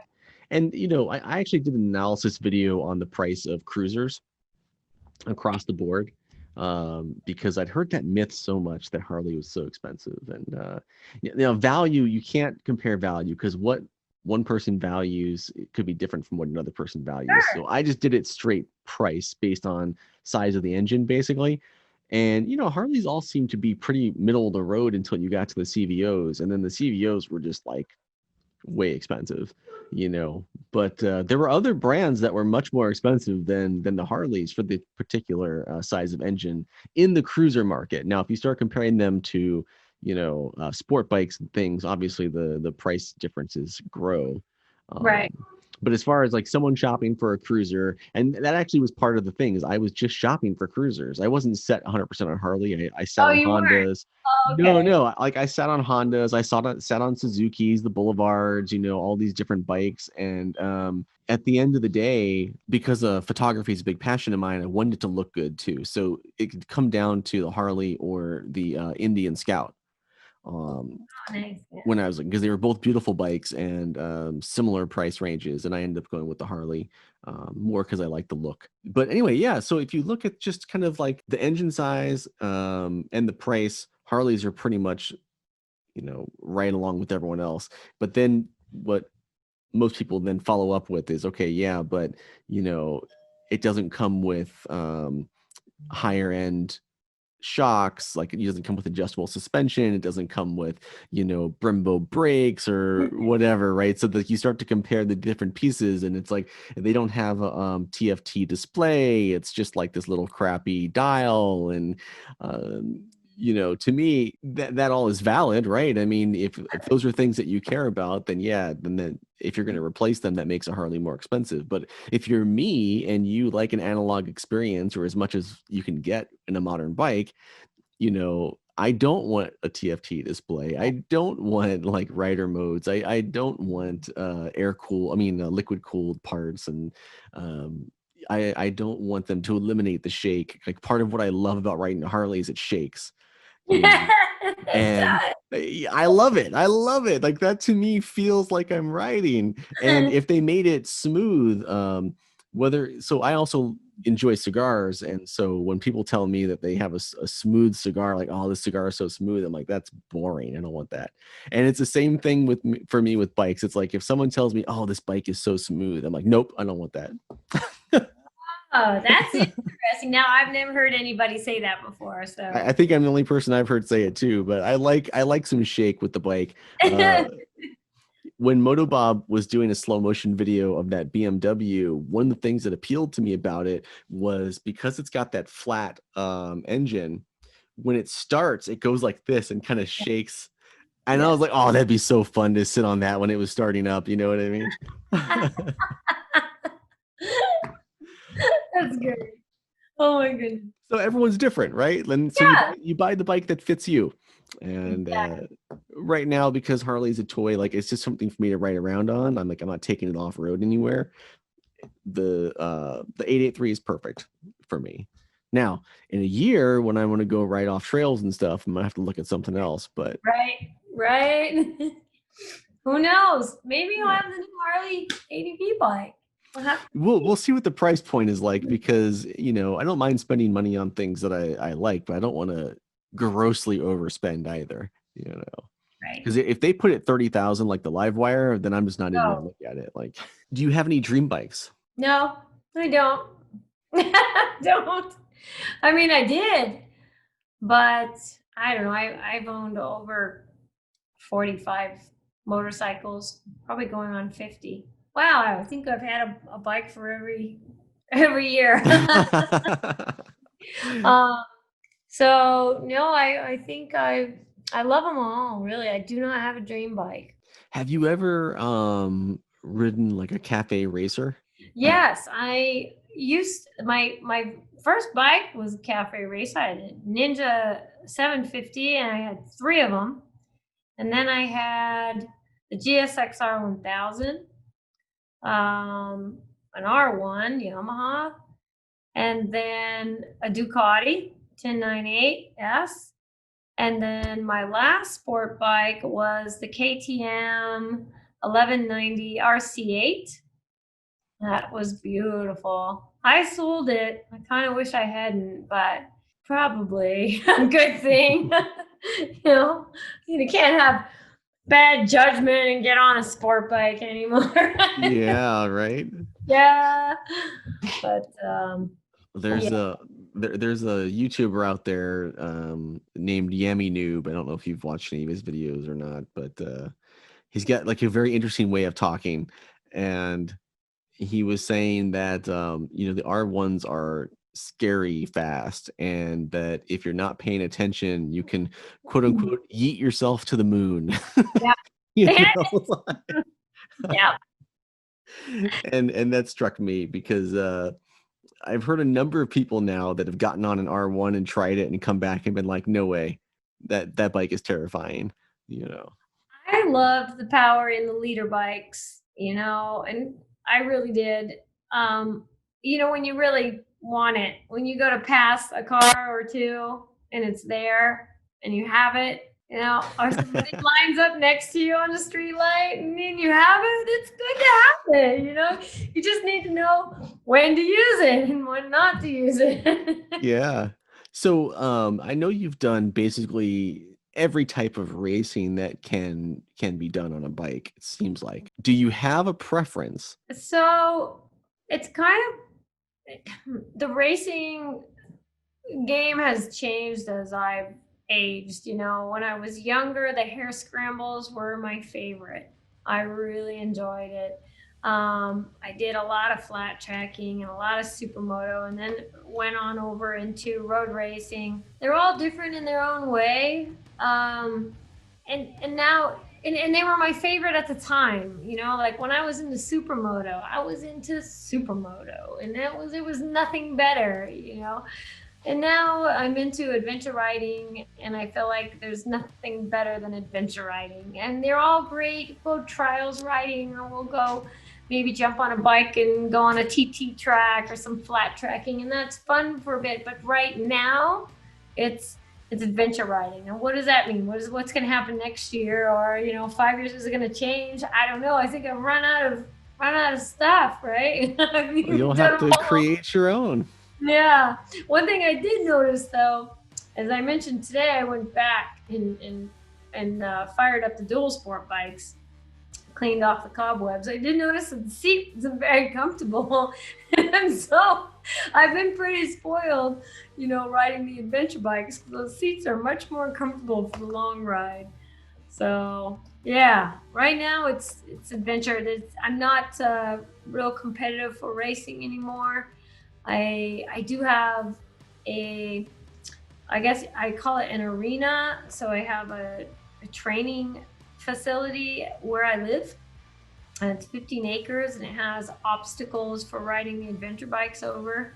And for me, that's kind of my, I guess you call it my racing right now, is challenging myself to try to control this beast over these technical obstacles.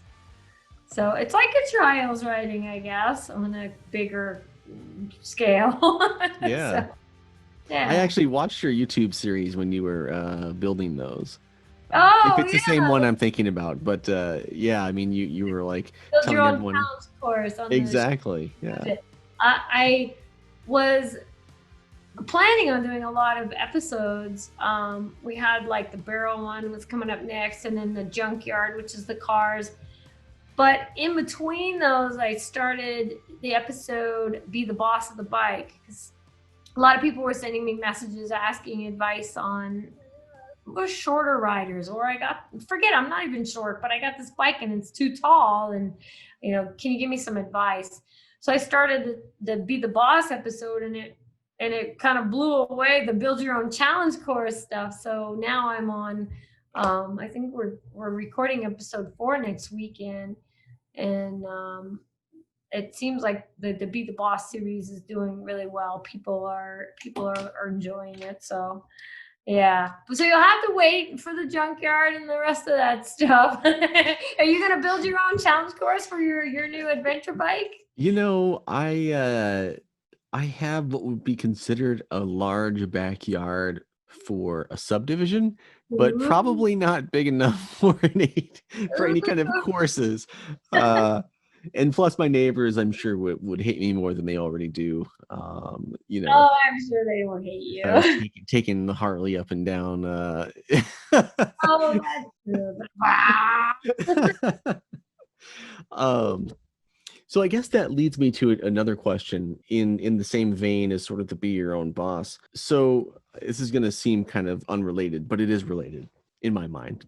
No problem. So one of the things that I've heard some women who ride say is that they wish that motorcycle manufacturers would make bikes with women in mind, right? So different heights of bikes, at least have one or two or something in their fleet that would be more easily accessible to women, since women tend to be a bit shorter.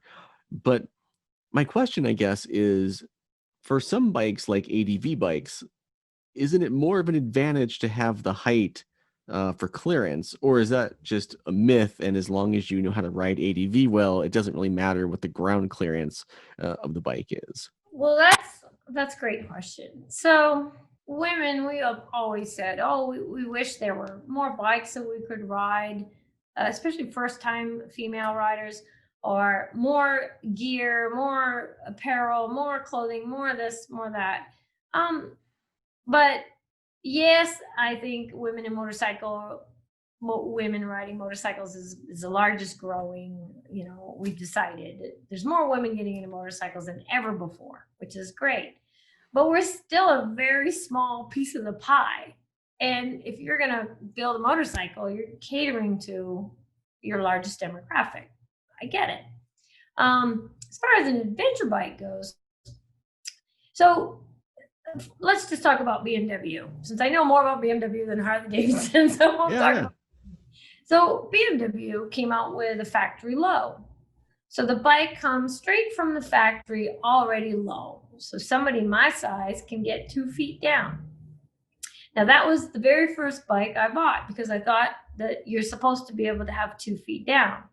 So this was a 2016 1200 GS Adventure, factory low. Well, the first time I went to go over a tree, it didn't work so well. The clearance was, when I got into a baby head rock garden, it didn't work so well. And it was one problem after another.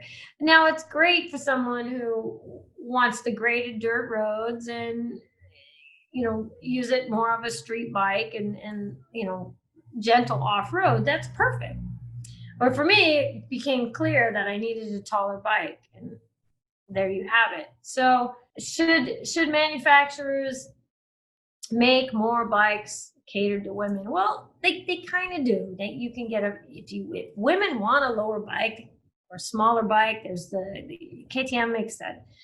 Is it the 310? I'm not thinking exactly which one, their new bike. GS has one, a small one, the mini GS. There's a lot of bikes out there, I think, that women can ride. But my whole thing is what I try to do in my Be the Boss series. You're right, it does link up. Is you don't need a bike that you can put both feet on the ground. And when a bike is in balance, it doesn't weigh anything. So it doesn't matter how much it weighs, really, And if you can learn the technique for leverage, then you can pick the bike up if it tips over. So, what is a woman's bike? I think more importantly, manufacturers need to work on the women, not the bikes. Sending a message, having a female on a bike, maybe airing out a GS or something and saying, you can do this. Women can ride whatever they want. You can, any bike that they want to ride, and maybe educating the dealerships to, not really stereotype so much, don't discriminate. If a female comes in, it might be her that wants to buy the bike. Don't go looking around for who she's coming in with, and I just think we need to encourage women to find the courage to get whatever bike it is that they want. It doesn't matter that they're small or they're shorter or they're not as strong, maybe. I don't know. There's some women that are stronger than some guys I know, but Oh yeah. So I guess I kind of feel like, women for all these centuries have said we want equal rights, equal rights, equal rights, and then we have it.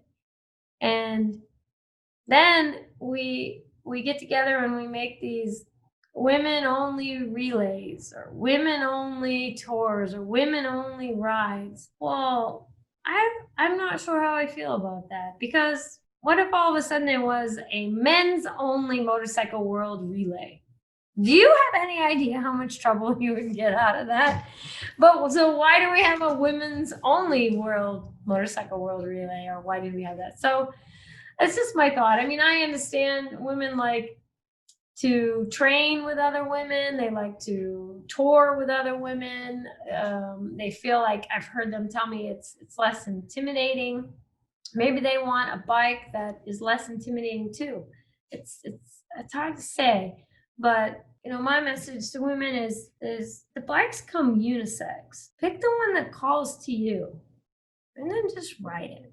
There's a lot of truth to that. And, I asked the question, knowing that you're a big advocate of learning to ride the bikes, no matter your size or whatever, right? Like, no, I'm not tricking you. It's just, first of all, people can change their minds about things. But second of all, I think it's important for people to hear it again that there's really no obstacle when it comes to the size of the bike, as long as you're willing to work at it. But the problem, I think, with that is that a motorcycle is a product, right? Like any other product. And when you're trying to get people to buy your product, one of the things that you need to do is reduce the barriers to entry as much as possible. It should be so easy to buy your product that the process of buying the product doesn't even enter into the customer's head, right? Sure. And if you walk into a dealership and you've got these old school guys telling women, "Oh, don't go with that. That's too big for you." Yeah. Right? That's not, yeah, that's one, right? That's going to be a barrier to entry. And then number two, not every person, whether it's a man or woman, wants to put in the kind of effort that's required to ride a bike that is tall, right? I mean, people, especially if it's for leisure, oftentimes are a little bit lazy. Like there's many things in life that work could overcome, but that doesn't mean people are going to be willing to put in the work. But at the end of the day, if you're a motorcycle manufacturer, you should be wanting to sell motorcycles to people who are lazy too. And good point. When you look at the market now, they've basically reached most of the men that are going to buy motorcycles each year. The people that, the men that are going to buy motorcycles are going to buy motorcycles. So if you want to grow a market, where do you look? Do you look at the small group of men who still haven't bought, but you think you can convince to buy? Or do you go after the almost untapped potential of a group of people that makes up more than 50% of the population? You know what I mean? Yeah, I do. I hear you. So you're kind of saying like, well, they should make a stepping stone bike. But so they kind of have done both. They've made some stepping stone bikes that I feel some women or even men, first time riders, let's just call them, get on a bike and they get a stepping stone bike, and it won't be about a year and they're looking to get off it and get into the next level up, which is great. It's a great way to improve your riding, is to just move yourself up for a more challenging bike. Now they've got companies that are going after the younger guys that weren't really considering riding motorcycles, but now you can go get a Grom and you can tool around San Francisco on street legal little mini bike. And so the Grom and the Benelli and the Kawasaki has one, right? So now all these little tiny bikes that I think you can buy for, it's just like a $4,000 or something. Yeah, a few $1,000s, street legal, and then go tear it up. Oh my gosh, if I had one of those when I was young, I'd be in so much trouble. The little hooligan bike. And so that was interesting because that's opening up a new market. People, but yeah, I think the manufacturers are listening. They're making, smaller, more affordable motorcycles that are great for first-time riders or entry type style bikes. There's so much out there, Yeah, and I've heard a number of people who've been riding motorcycles for years say, there are definitely bikes for every size rider. If you want to be able to flat foot it, for the most part, it's like if you're over 5'1", 5'2", like you can find a bike out there that's already manufactured that you can flat foot, or at the bare minimum tiptoe with both feet, you know. Sure. But to me, that just shows another area where on the marketing side, these manufacturers are just failing, because the myth wouldn't be so prevalent if they were doing their job of letting people know that they were out there. You know, like Okay. But there's also the situation like, so let's say I want to get into adventure riding and I'm 5 feet, 5'1", and what can I flat foot? Well, I can flat foot on a Honda Rebel. I can flat foot on a Grom, but that's not going to be an adventure bike. Yeah, So, and it won't work for every category, I don't think. Yeah. no. I think that the 310 GS is taller than my 1200. Not necessarily taller from when you measure from the seat to the ground, but the seat's wider, so that takes up a bit of our inseam, right? So it feels taller, so it makes it more difficult to get to the ground. So yeah, it's tricky, but I don't know. I used to believe you got to have 2 feet down or 2 toes down on the ground, but not anymore. You don't need outriggers. We're not heavy equipment. You just need a little bit of balance. 1 foot down. That's yeah.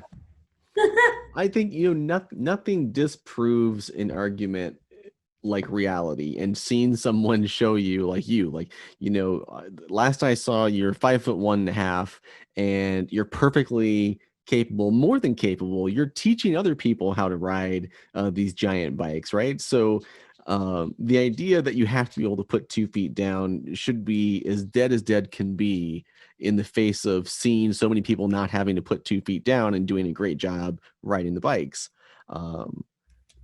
And I think that the message is getting out there in spite of, you know, some of the manufacturers, just because when I hear people say that on social media, especially, usually within a few comments, someone says, "Oh, just go watch this video from Jocelin Snow. Like, you can totally do it. Stop, stop saying that," you know? And I think that's great. So what it's doing, you're like, this makes me so happy because that's the work I do on social media. I don't do social media because I've got nothing better to do. I don't do social media because I want to like put pictures of myself up. I do it because if someone sees it and says, "Oh, I don't have to be able to put 2 feet down," all of a sudden she or he had a choice of maybe half a dozen motorcycles, and now the whole thing opens up. What do you want to ride? You Right. know, what's your dream bike? Get it. And then you Yeah. figure it out. You can do it. You can ride it. You know, take an adventure. What do you want to do? Do you want to travel the world? Do you want to do an iron butt and see how far if you can get 1,000 miles in a short period of time? You know, do you want to go down to Baja and race a Baja? What do you want to do? What appeals to you? And just go do it. Get whatever bike you want. And I'm glad it's getting out there. I see that too. You know, I get the notifications like so and so mentioned you, and I go and it's something like, oh well, just you're fine. Like someone says, "Oh, I bought this bike and I don't know what to do with it, and I'm having a hard time and feeling timid. Can anyone give me any advice?" And then they're just like, "Whoa, Jocelyn just says 1 foot down works. You know, go check it out." And Yeah. that makes me super happy. I'm glad the word's getting out there. Well, and I've been one of those people that have done it, you know. It's like I think I was on, I don't know if it was Reddit or Instagram or something, but someone had made the comment, um, you know, I wish I could find a bike that fit me, or something, and I was like, "Oh, you can find any bike that fits you. Go watch Jocelyn Snow's video. She'll show you exactly what you need to do to ride a bike that you can't put your feet down on." Uh, The next video we're going to be filming this weekend is about confidence, building confidence. So it's a bunch of exercises that you can do with this beast that you just bought and you're intimidated by. Just some exercises, and some of them you're not even on the bike at all. And these exercises kind of help you build the confidence in the bike and the confidence in yourself. After that, if you know, like if you're a confident rider, after that, everything gets a lot easier. Oh yeah, yeah. I mean, the problem with confidence is it often comes with experience and practice, and so by default, new riders, unless they're crazy, don't have confidence. So it's good that you're showing them ways to build that, especially if they're ways that don't require a bike, because um, people can just get overwhelmed by the thought of dropping the bike. And people see it as such a big deal. I think that if they drop the bike, that it's the end of the world. And personally, I'm like, if you're new, you're going to drop a bike. Like, Yeah. don't worry about it too much. Buy a cheap one, Yep. Yeah. Yeah, there's a reason my very first modification to my bike was crash bars. Yeah, no kidding, right? And my crash bars are always crashed on. That's for sure. Oh yeah. That's part of the fun. Switching topics again. I know that you have ridden in Mongolia, and it sounds like Mexico as well, and I think South Africa. Are there any countries that are on your bucket list for taking the bike out? Yes, I would have to open the list up in my phone and tell you all the places that I want to go. Oh, you have a real list, huh? Yeah, I do. I have a real list. And sometimes it's a place I didn't even think about, but like on social media, someone will invite me, oh, you need to come to our country. And then I'll look and be like, oh, yeah, I definitely need to go there. I want to go everywhere. Everywhere is where I want to be, I'd like to go to Iceland. I haven't been to Iceland yet. I've been to Iceland, but I wasn't riding motorcycles. You weren't? It must have been beautiful, right? Yeah, so I don't know how much research you've done into Iceland yet, but in the course of your research, you'll probably hear this saying. And the saying is that Greenland is icy and Iceland is green. Okay. Right? Meaning, the real cold place is Greenland. Iceland's not that bad. Right. Good. I had the opposite experience. I thought I was going to die. It was so cold in Iceland, and I went in March. And part of the reason is that we've rented a van, because that's one of the main ways that people kind of get around Iceland is they rent these vans that are converted into like little RVs almost. Yeah. Right? And when my girlfriend asked me if I wanted to do that, at first I was kind of like, oh, I don't know, because I didn't know what the situation with camping is like where can you park this thing? And and then I come to find out that it's actually really common out there to do it. And so I was like, okay, so there must be places to park it, because the last thing I want to do is go pull into some random spot and then have police knocking on my window at night like you can't park here, and then try to be half awake and finding somewhere to park this van to be able to sleep. But anyway, so to save money, she found a van built by a gentleman who was just a guy who happened to be a mechanic or something. And it was the most backyard mechanic van I think that I'd ever encountered. And oh my. So there was a separate battery for heat when you turn the engine off. And it was basically useless, because if you turn the heat on, the thing died after a couple hours. Oh no. Yeah. So the only way it would run all night is if you turned the heat onto the absolute lowest setting, which is kind of like the don't die setting, but not the be comfortable setting. And you let it run. And then there was this tent on top, like a hard shell tent that you spin this thing and it raises, right? And it had a heating pad that the cord fed through the window of the van and plugged into that same battery. Okay. So the tent in the top is heated off the same battery that's heating the inside of the van. And my girlfriend and her friend were staying in the tent. And of course, is probably warm up there. Oh, it was not warm. The tent didn't shut all the way. The flap has to stay open so that the cord for the heating pad can come out and come into the window, which also has to stay cracked open in order to plug it in. Got it. Well, once that battery dies, I'm freezing, they're freezing. Now they've got like wind coming in through the flap that has to be opened because they don't know the battery died. They just know it's getting really cold in the tent. And additionally, that the battery that you use to charge the drill that raises and lowers the tent at the top was wired into the same battery that died while trying to keep it warm at night.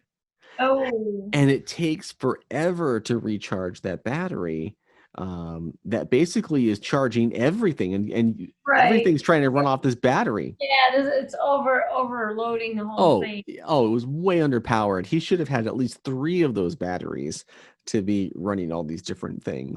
Wow. And he said that the last group of people lost the key that makes the tent go up and down. Oh. So you have to use this power drill to raise it and lower it. Well, once that battery died to the power drill, there's no way to recharge it. So then you're either stuck with it all the way up or all the way down. And honestly, there were like 50 other things that are really boring to describe, but all add up to just being a horrible experience. And I wish that we would have just gone with a mainstream van. Right. Like a Hertz or one of the other big giant rental companies, because they would have been maintained better and not put together with like duct tape. Yeah, that's a lesson learned right there. My goodness, what an experience! So that was your Iceland experience. But it is absolutely stunning. Everywhere you turn is just more beautiful than the last place that you looked. That's and the people, they're nice. They speak English, if that matters to you. I would highly, highly recommend Iceland. Just go prepared. Yeah, and maybe in season when it's warmer. Yeah. March wasn't supposed to be bad. It just so happened that we're from Phoenix and they were having a colder March than usual, which doesn't go well together. Right. No. Because I'm cold at 70 degrees. Yeah, me too. Me too. I don't like to be too cold. Another country I would like to get to is Bolivia.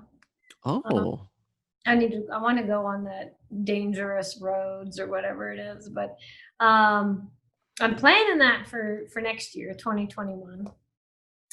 But just last year, so between 2018 and 2019, I did South Africa twice, Colombia twice, Mongolia, New Zealand, both North and South Island.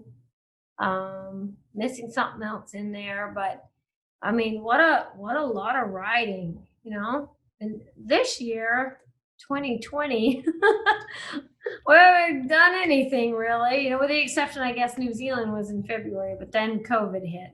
So this is unfortunate, but I'm hoping it will all open up soon and we'll be able to travel again. I guess some countries are allowing us to travel as of this weekend, but we have to show up with a COVID negative test that's no older than something like 48 hours. I don't know. They have some restrictions, but yeah, I'm looking forward to getting out and traveling some more. Yeah, I don't know how 2020 is going to go. I think that 2020 is going to be shot. If you look at the trends right now here in the US, we're having a third spike. So I fully expect that any of the countries that are letting us in are going to start backing off on that because no one wants to do what they need to do. It's insane, but whatever. Hopefully a vaccine comes out. That's my hope, because I don't think that Americans are ever going to want to do any of the things needed to, the land of the free, right? Yeah. So I think our only hope is a vaccine, and I'm keeping my fingers crossed that one comes up because, personally, I like to go at least one place overseas a year and one place inside the country. And that's kind of shot for 2020. Really. So I'm right there with you, hoping that this stuff is over soon. But of the places you went in 2019 and 2018, are there any that really stood out to you as especially fun? Colombia is probably one of my favorite places to ride. And I was actually a little intimidated to go there because I had read some of this book called Two Wheels of Terror about the guy that gets kidnapped in Colombia on his adventure bike. Oh my So gosh. don't read that before you go. Oh my goodness. It was pretty crazy. It's a great book though. But um the writing there is amazing. And the technical, you can find some really technical stuff. I call it texture. So you can find some roads with some insane texture. The people are amazing. The food is great. So I think that's one of my favorite. One of the more unique places I went was, of course, Mongolia. There's a whole lot of desert type. We were in the Gobi Desert as well, right? So Hmm. a whole lot of nothing, but the people were just really interesting, super nice, how they lived, their culture. It's just a place that I think everybody should go at least sometime in their life just to see, you Yeah. know. Um, but yeah, I've been so fortunate to be able to travel and ride some of these amazing places. What's been the most lost you've ever been? The most lost, Yeah, yeah. like that I don't know where I am Yeah, lost. you just like you've been writing so long and you just the next thing you know, you're just like, huh, how am I getting back? I get lost all the time. I got lost today. Yeah, yeah, that's why I'm asking. Like, but I but there's always a scale of lost. There's like Yeah. lost where you just have no clue, and then there's lost where it's like, well, at the bare minimum, if I keep going west, I'll hit a highway. You know what I mean? Like, there's definitely different levels. Lost on a bike or lost in general? Well, primarily on a bike, but in general would be Okay. interesting too. Yeah. I got lost in the Maine woods on foot. I thought I was going to be a hunter. I thought I was going hunting. And I just walked into the woods and got seriously lost. And that's pretty scary when I was young. I mean, I think I would be a little smarter nowadays. I can see the stars and where the sun comes up and the sun goes down. But at the time I had no clue where I was or how I'd come in or how to get out. And you start your survival instincts start kicking in, and you start thinking like, oh, well, I'm hungry. What about tonight? How am I going to sleep? Am I going to make shelter? Am I going to get out? Am I going to die? Um, is there water? Can I find water? And all that stuff. And that's a pretty real deal. On a motorcycle, I'm always lost, and I think the ones that scare me the most are when I'm in a big city and I have no clue where I'm at or which direction I'm going, and the signs are everywhere. But um, I don't know, out in the desert or out in the country or out on the trails, or like I was telling you last weekend, we were up north, and there's a picture on social media. I've yanked out a map finally because the GPS says there's nothing. Where you are, there's nothing. And but there was. But I like that. I enjoy it. I like getting lost. It's kind of when you get lost and you shut the bike off and you just look around, and there's no garbage from people being there previously. There's no tire tracks. It's just nature, and it's quiet, and you kind of find yourself. It's like a reset. Kind of go Yeah. out in the middle of nowhere, you get lost, just kind of have a little reset, and then figure out your options on getting back. So getting lost happens to me all the time. And I'm okay with it. Yeah. I mean, as long as you're making it back one day, you Yeah. know. I I get lost a lot too because, as I mentioned, I like to walk cities and Oh yeah, right.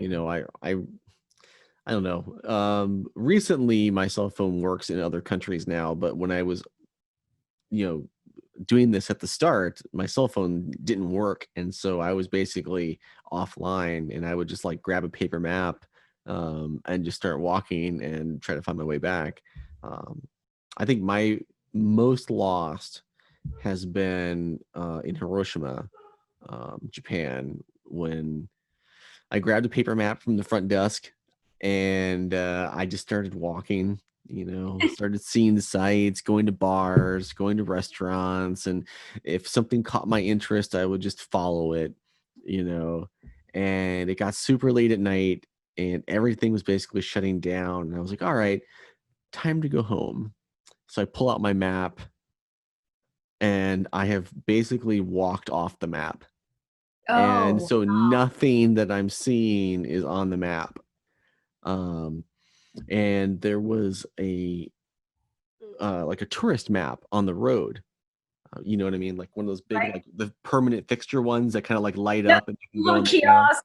Yeah, yeah. So I went over and brought my map, and I'm comparing it to this other map, and there's nothing that matches. Oh gosh. Yeah. So Hey, could you Uber though? You could like Uber. Can you? Uber how? I had no phone. Oh, Yeah, oh. no phone. My phone doesn't work out there at the Okay, time, right? yeah, don't do that again. Yeah, but what was interesting was like I speak a little Japanese. So I saw these two older women loading some stuff into their car. So I cross the street and I walk over to them and I say hello, and they are a little bit shocked to see some white guy in the middle of the night walking up to them, saying hello, but they're really nice and they say hello back. And I ask them, I pull out my map and I just ask them, which way to this street, and they're just looking at me and blinking. And I'm like, oh shoot, maybe I'm not saying this right, so I'm like racking my brain, and I'm like, no, this should be how you say that. So I repeat it again and try to be a little bit more clear, thinking maybe my pronunciation is bad or Sure, something, maybe it's right? off. Right?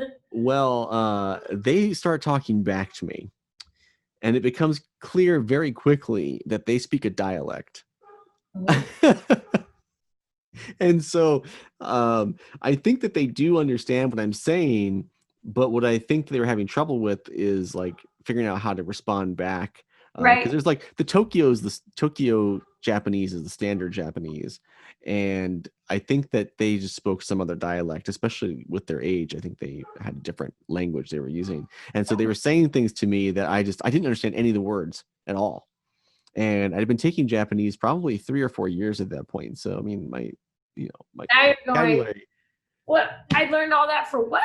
Yeah, at some point I should run across a word I understand and what they're telling me. Especially when it comes to directions, because when you go to school learning something, like it's always restaurants, directions, bathroom. Those are always the first things that they kind of go over. And so finally they just like wave me into their car and they drive me all the way back to my Yes! I love this. I love it. I was so thankful and happy that they were willing to do that for me. And I was way further than I thought I was. So That's funny. that's But that probably why they means drove me. you had an adventure, and that's cool. And that's really how people like you and I, we get lost, is we see something and that's cool. Well, what's around here? Well, what's over here? And what's down this road? What's around this building? And yeah, and then I say my subconscious, like, you've got the devil and the angel sitting on your shoulders. It's always going, hey, you should turn around. Hey, hey, you should turn around. Even today, it was like, hey, you should turn around. I'm like, yeah, but no. It's because I just want to, I think there's an opening or a clearing. We're just going to go a little further. So, but yeah, that's where a lot of adventure happens. So are you much of a foodie? I am. Food is at the top of the list next to motorcycles. Yeah. Okay. So Sometimes then it's more important. They're like, yeah, I love food. I'm all about food. the Yeah. next question is, which of these places you've been to has had the best food? I can tell you who has had the worst food. Okay. That was Mongolia. Mongolia, the worst food ever. We were at the GS Trophy, right? So it's all kind of laid out for us, and we come out in the morning or even in the evening, and it's all laid out in these little cast iron things, and they have labels like chicken, but it's in quotation marks, like chicken. So why they put quotes on it? I was like chicken, but it doesn't look like chicken. And then there's like this one that's like meat. And that was like ended up being horse, which I didn't know was horse. And then there's eggs, and the eggs look like eggs, but they don't really, I'm not sure if they taste like it. And there was always French fries. Every single meal, there was a big thing of French fries, but they weren't like they're not like McDonald's French fries. It was like, oh my goodness, the food.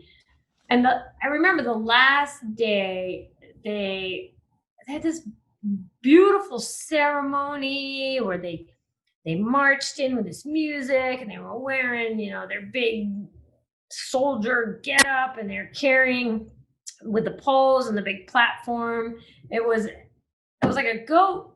I'm pretty sure I saw on the trail like earlier that day, right? They've got this goat and that little ball in his mouth, the apple, and then he's all dressed with, I should post that on Instagram because it was just, oh my word. They present it with this big thing and the music and the lights are all going, and they end it and they put it down and they tell us, please come and enjoy. And it's like, you can see like the wrinkly skin of the goat is this little face looking at you with his eyes, and nobody ate it. It was not good. But I would say that the best food that I've been, for sure, is over in Europe, like Italy and Greece. Like, oh gosh, I just love it. I can just thinking about it, it's making me hungry. It's dinner time. It's 7:30 now. It's like, oh well, I might have to go eat. Yeah, but I'm a big foodie. I love to cook. I love to bake when I have time, and I like. When I travel, I like to seek out like different foods, something I haven't tried. If there's, if I'm with locals and they say, oh, well, you need to try the whatever it is, I don't care what it is, I'll try it. It's part of the experience, Yeah. Yeah, for sure. So you said you cook, right? Yeah. Do you have either a genre that's your specialty, or do you have a signature dish that people would know you by? I don't stick to one thing. I'm constantly trying to challenge myself and try something new. For instance, on the baking end, one of my favorite cookies are the macarons. Not macaroons, not the coconut one, but the cute little pastel colored cookie. It's like little French. The French ones, yeah. The Italian macarons, whatever. Apparently they're really hard to make. Yeah. And so I've been warned, like, you better be careful because they're difficult. So I did some YouTube University, and I got some books, and I read, and then I practiced, and I finally made them the other day, and they're so amazing. But I don't really have a signature dish. I mean, I have something I call the Jocelin Surprise I've been making since I was a kid, which is, just a bunch of stuff put together in a casserole. But no, it's always something unique. If I'm gonna have friends over for like a dinner party or something, I have no problem like reaching out for a recipe that I've never made, trying something new. So I think that's part of the adventurer in me, right? Yeah. Food can be an adventure too, What about you? I think probably Italy had the best food. Yeah, they do, right? Japan has really good food too, but I think that for a lot of people, you'd have to like seafood to really appreciate, I think, Japan. Do you like seafood? I do. Yeah. I do like seafood. I do too. I mean, I'd hope so. If you live in Maine, it's kind of a you better big industry out there, right? Lobster, right? I'm sure there's more than lobster. I would hope. Yeah, there is. There's a little bit of everything. When you were living in Maine, though, did you really enjoy the lobsters out there, or was that more like a? Okay. Oh, yeah, I had it every week, all the time. It was like every Friday on the way home from work, I'd pick up lobsters from the guy off the side of the road. Steamers, lobsters and steamers, the clams, and yeah, it's lobster rolls all the time. We had it all the time. And then we had a lot of, one of our popular fish out there was haddock. It was like a Mhm. white flaky fish. And scallops, I ate a lot. It's always, now I'm getting hungry. I love scallops. They're one of my favorite seafood dishes when they're prepared well. You And know, they're so easy to cook because they cook so fast, right? So you it's like, think they're easy to cook, and yet some people turn them into like gummy bears. I don't You get it. know? I don't get it. It's just don't overdo it. Just give them a good sear and then good enough. Yeah. But, no, I don't know. But yeah, I think everywhere's got something that they're probably excel at. But before I figured out I was allergic to wheat, I was a pasta lover. I just love it. And in I don't know if you tried it while you were there, but Italy has these noodles called bigoli noodles, Mm. and they're spaghetti. They're just fat spaghetti, and I don't know They have what like it texture is. on them. They have like, So it depends where they're made. I mean, like that's another thing is like every freaking restaurant kind of hand makes their noodles and they put their own twist on it sometimes. And I don't know. It's just spaghetti, but something about the fat spaghetti really goes well with some of the sauces and things that they make out there. yeah. So that was one of my favorites. And then calzones, like I Yes. hated Italian pizza because we went out there from New York, and I'm used to hand tossed like New York style pizza, which is fantastic. And It is. then you get to Italy, and there are these like basically crackers with cheese and sauce Oh, on top of this them. one, right? But you can eat a whole pizza in one sitting. Yeah, and still not be satisfied. So the calzones were more my style because they had a lot more crust and sauce, and you could fill them with artichokes and cheese and ham and um, you Like know, deep dish, almost like the Chicago pizza, right? kind of. But Chicago pizza is the bread texture of the dough is a lot different Mm. than like the Italian calzones. It's more like a legit bread in Italy. I mean, you got this kind of crispy crust on the outside that really crunches as you're putting your fork or knife through it, but then it's soft on the inside too, Right. right? They Oh, don't yeah. overcook it, like they're not toasting it per se. It's hard to explain, but yeah. Oh, sounds so good right now. I know. And so you seem like you've got guns and you stay trim. Now, do you watch your diet at all, and do you exercise, or are you just like naturally fit from all the stuff you do?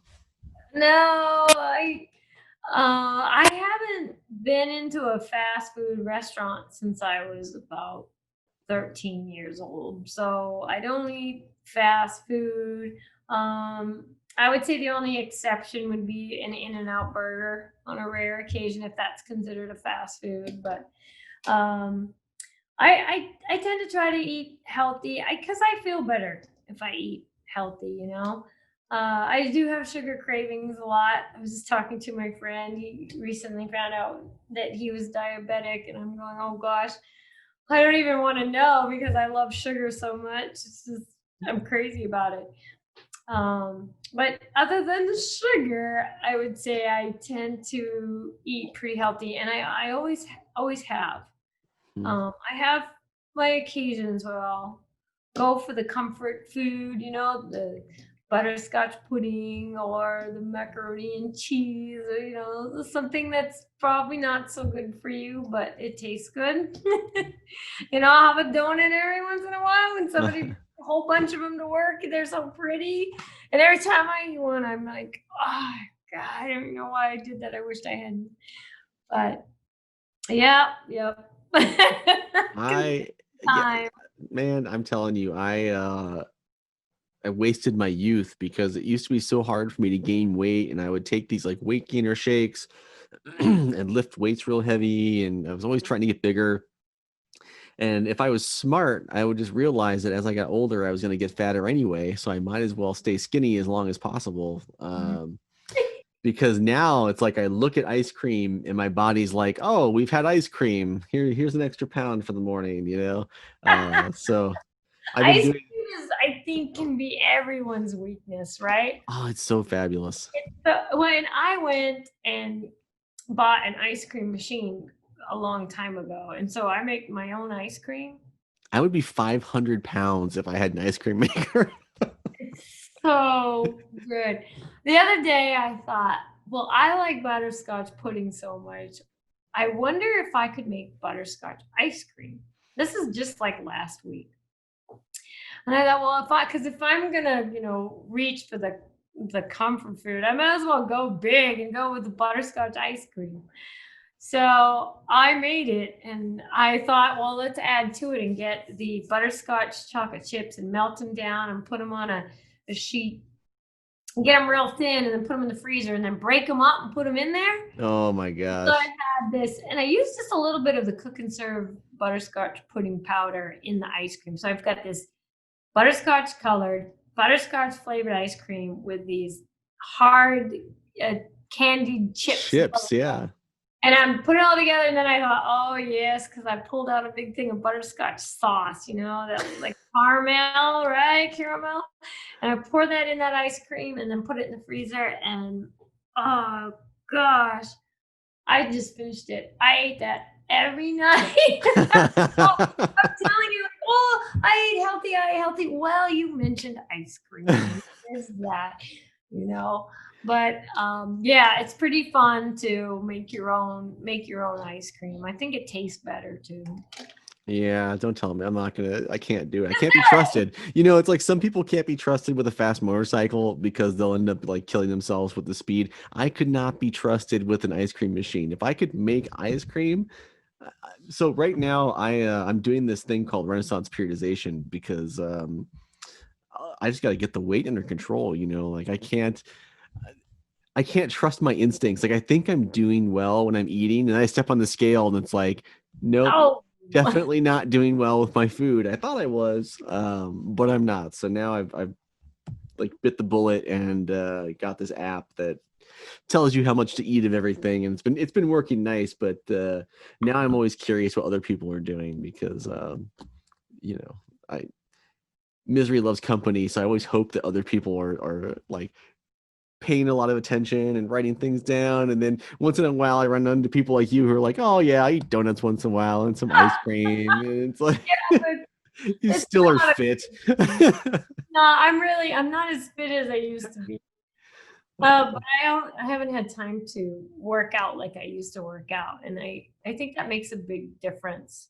It takes time, and you got to make time to do it, to work out. And, and then,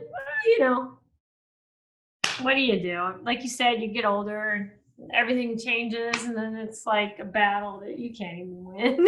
Yeah. Do you when you worked out, did you do CrossFit? Did you just do like general gym workouts, or did you mostly weights and cardio? Yep. And I got a little bit addicted to it when I went through that phase of working out. I would work out every morning, and then sometimes after work I would go to the gym again. I made a lot of friends at the gym, so then it was like I was looking forward to going to the gym. And then if I didn't do that, I would mountain bicycle, and then sometimes I would go for a night hike. I went to the rock climbing gym and did rock climbing. I was crazy. But I think sometimes we find a passion and we just really plunge into it. And that was just one thing that I really got into. I was almost addicted to working out. Not now. Now I'm a little soft and squishy, but it's okay. It's okay. They say every 7 pounds is a horsepower. So the lighter you are, the more horsepower the bike has. But on the other hand, on an adventure bike, the more heavier you are, the more you can get closer to getting that 1 foot down. I've been teasing. I put up a post on my Instagram with the chart of my weight progress, and I was like, I'm currently in the middle of doing the cheapest upgrade to my speed on my motorcycle that you can do, and it's just basically, I can either tack on an exhaust and a new intake and all that kind of stuff and retune it, or I could just get a little bit skinnier and it'll go faster. I gained 10 horsepower this week. I just switched salad. You should see it. This bike is flying. That's right. Thanks again for tuning in to this week's episode. I hope you guys enjoyed it as much as I did. If you'd like to learn more about Jocelin Snow or follow her on social media, you can find her at Jocelin Snow on Instagram. Jocelin is spelled Jocelin. She also has a website, www.jocelyn.com. On YouTube, just look up Jocelin Snow. As always, there will be links on my website, which is themodernsquid.com, in case you don't want to have to write this down. Anyway, thanks again. Have a good one. See you next week.